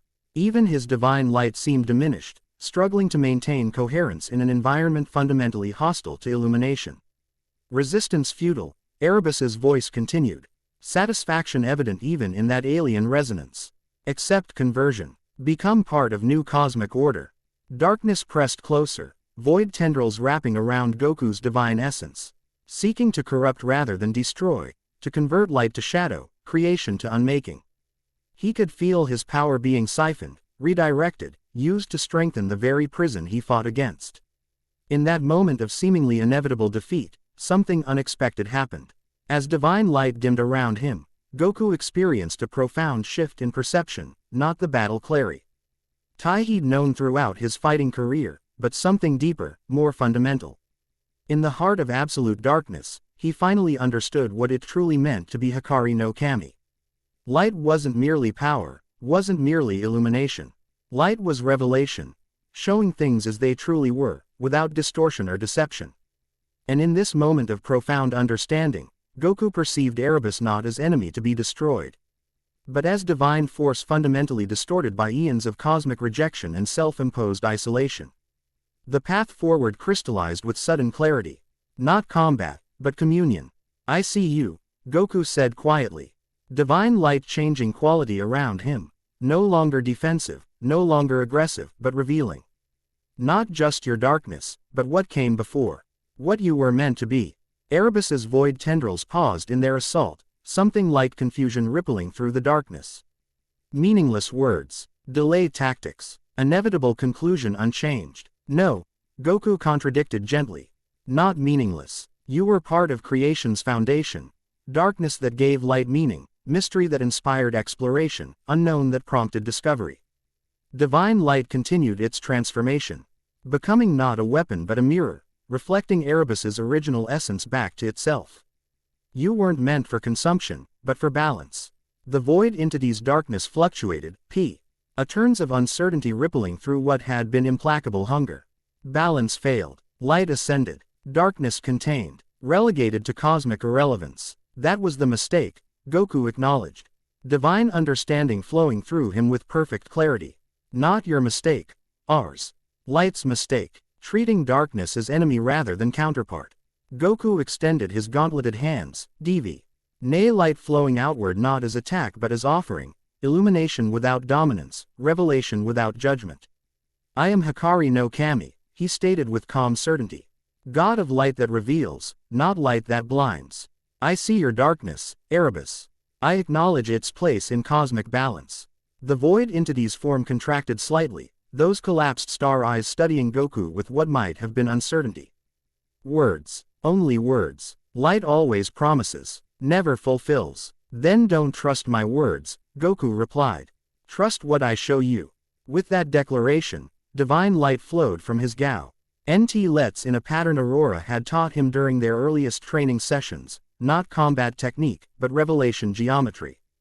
The light formed complex structures within Erebus's darkness, illuminating without burning, revealing without destroying. Within these patterns appeared images from cosmic history, the early universe where light and darkness existed in perfect complement, each defining and enhancing the other. The gradual separation of divine domains, the increasing specialization that elevated light while containing shadow. The cosmic error of treating darkness as secondary, subordinate, when it had been foundational. This is what was, Goku acknowledged, divine light showing truth without embellishment. A mistake born not from malice, but from the natural evolution of creation. Light began to pride itself on illumination, forgetting that without shadow, there is no depth, no dimension, no contrast. The void tendrils had completely ceased their assault, Erebus's form now naturally still as the ancient entity absorbed what Goku revealed. But consumption isn't the answer, Goku continued, divine light shifting to show new patterns, possible futures branching from this moment. Unmaking creation won't restore balance. It will only perpetuate the cycle of dominance and resentment. Alternative not apparent, Erebus responded, voice less certain than before. Cosmic hierarchy established. Darkness contained. Light ascendant. Until now, Goku countered. Until this moment, when the new god of light acknowledges darkness as essential counterpart, not enemy to be vanquished. Divine light formed new patterns, showing potential cosmic reorganization. Light and shadow in balanced relationship, neither dominating, both essential. Not return to primordial chaos, but evolution toward true cosmic harmony. Quote, something shifted in Erebus's form, darkness swirling in new patterns, void energy reconfiguring as ancient understanding awakened. Deception possible, light entities skilled in manipulation. Then look deeper, Goku invited, divine light now flowing directly into Erebus's essence. Not to attack or transform, but to illuminate from within. See my truth. The void entity's collapsed star eyes widened as divine light revealed Goku's essence without barrier or deception, his Saiyan warrior heart, his mortal experiences, his genuine belief in balance over dominance. Unlike previous light gods who had sought to contain darkness, Goku offered recognition, acknowledgement, partnership. Unprecedented approach, Erebus acknowledged, void tendrils withdrawing slightly. Sincerity detected, authenticity probable, release Aurora and Serafina, Goku requested, maintaining the connection between divine light and void essence. Not as surrender, but as first step toward new cosmic arrangement. Hesitation rippled through Erebus's darkness, ancient suspicion warring with the hope Goku's divine light had awakened. Guarantee required, assurance of light's commitment to reformed cosmic order. I give you my word, Goku replied simply. As Hikari no Kami and his son Goku. For a moment that seemed to stretch across cosmic eternities, Erebus remained motionless, considering. Then, gradually, the void entity's form shifted, darkness reconfiguring as dimensional pockets within his essence began to dissolve. Aurora emerged first, her dawn light weakened but intact, golden essence flowing outward as the dimensional prison collapsed. She materialized beside Goku, stunned disbelief evident in her galaxy eyes. What have you done? She whispered, observing the non-aggressive connection between divine light and void essence. How is this possible? Before Goku could respond, a second dimensional pocket dissolved, releasing Serafina.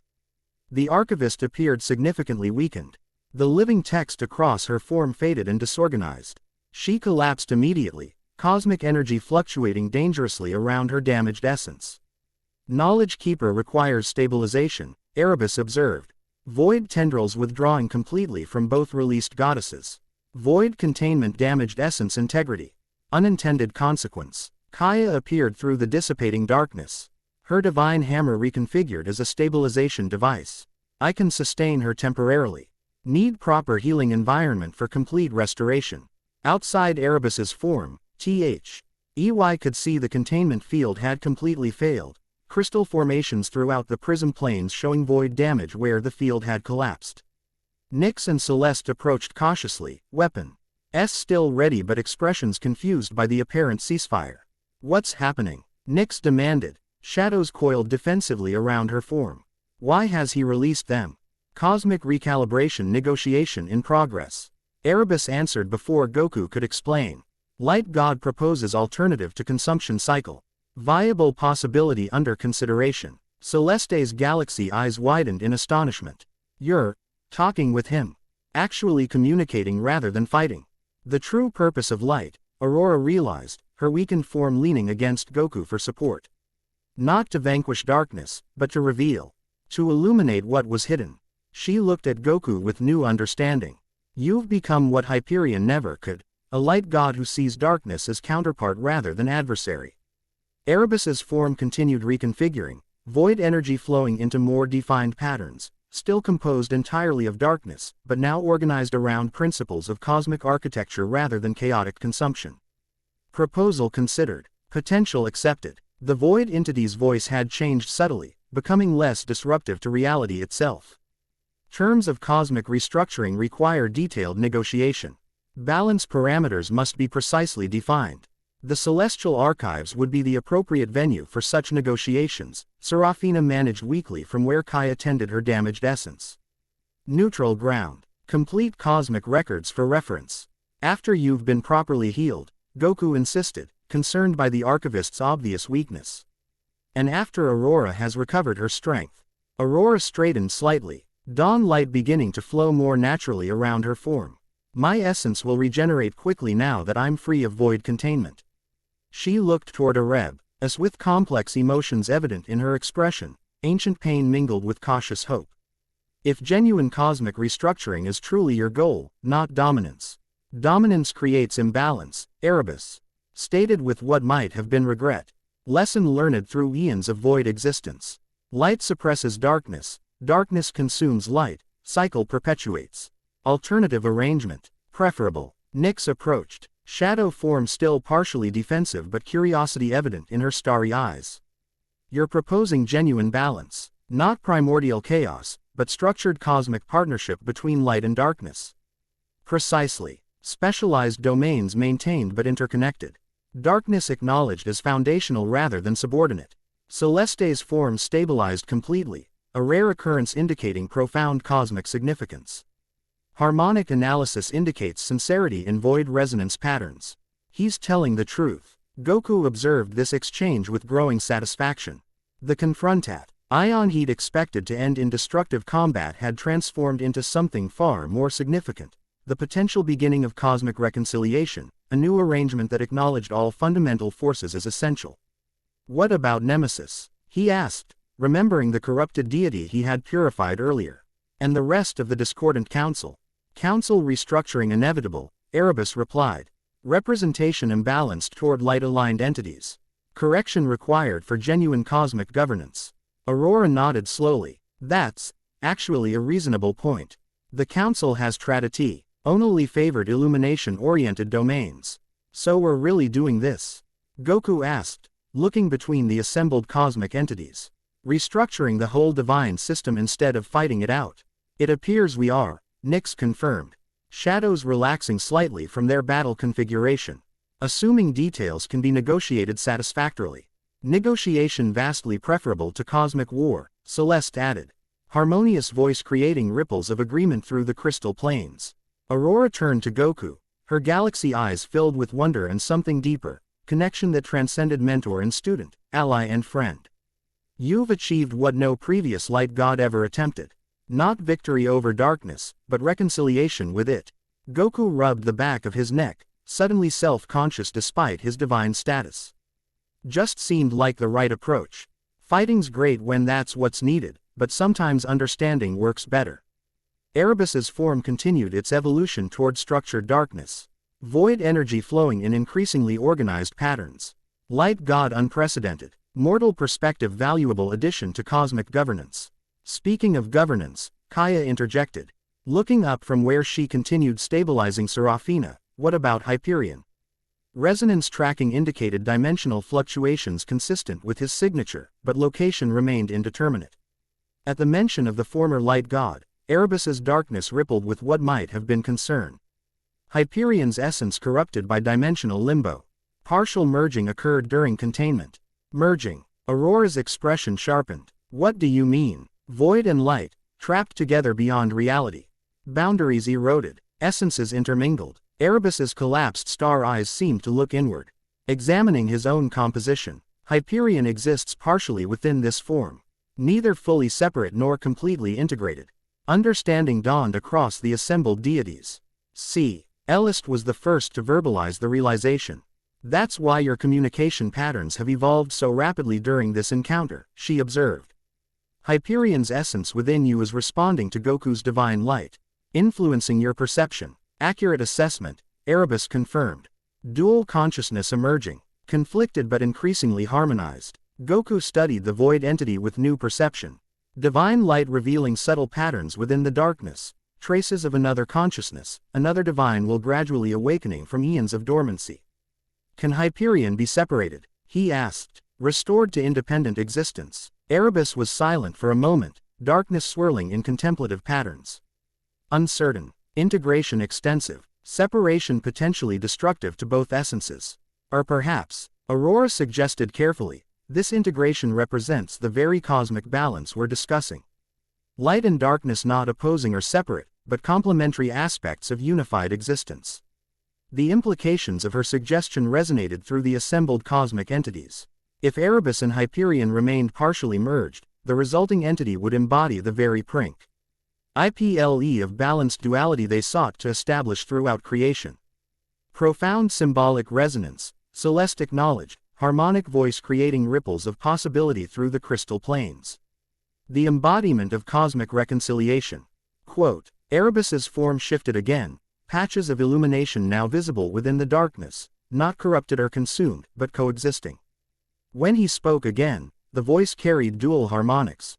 Darkness and light intertwined, integration progressing, Hyperion's consciousness emerging, cosmic memory reconfiguring. The dual-natured entity turned its attention fully to Goku.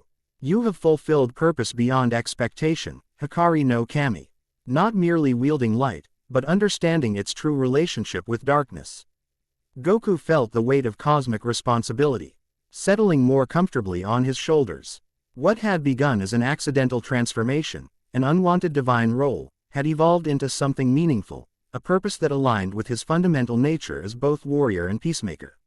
So what happens now? He asked, gauntleted hands still glowing with divine light that no longer opposed the darkness before him, but acknowledged it as necessary counterpart. Aurora stepped forward, her dawn light beginning to flow more naturally around her recovering form.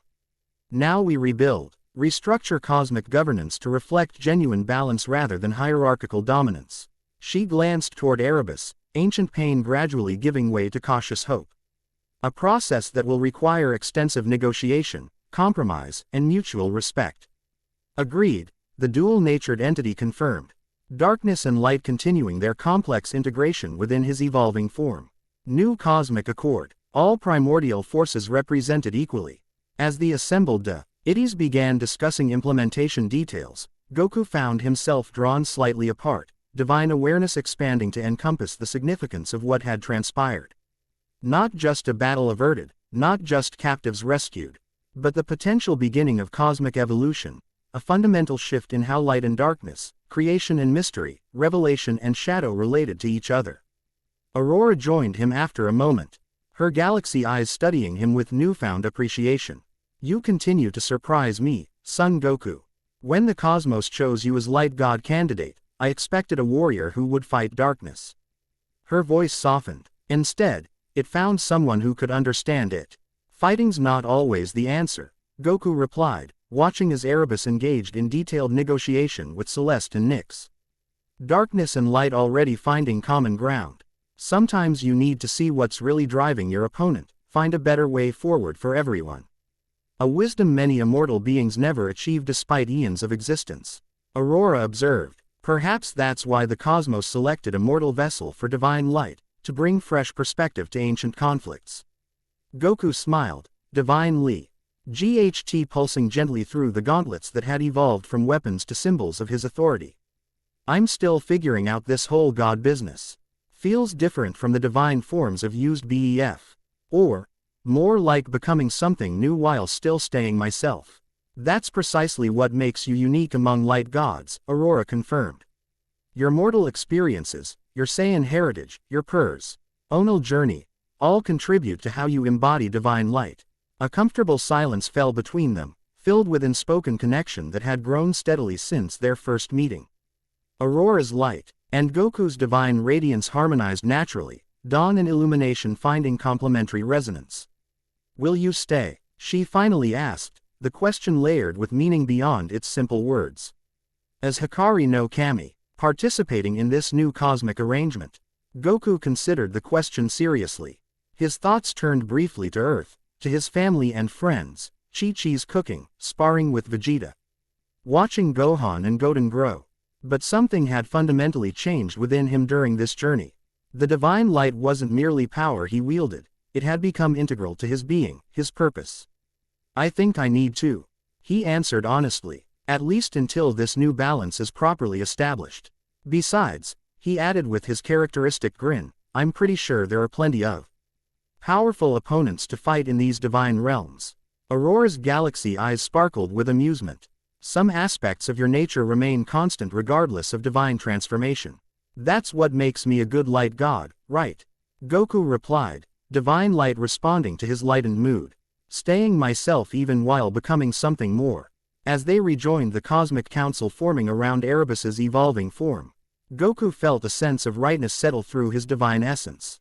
The transformation that had begun with an accidental breach of dimensional boundaries had led to this moment, not godhood as burden or limitation, but as opportunity to forge new paths, establish better balance, embody the revealing nature of light without diminishing the essential mystery of darkness.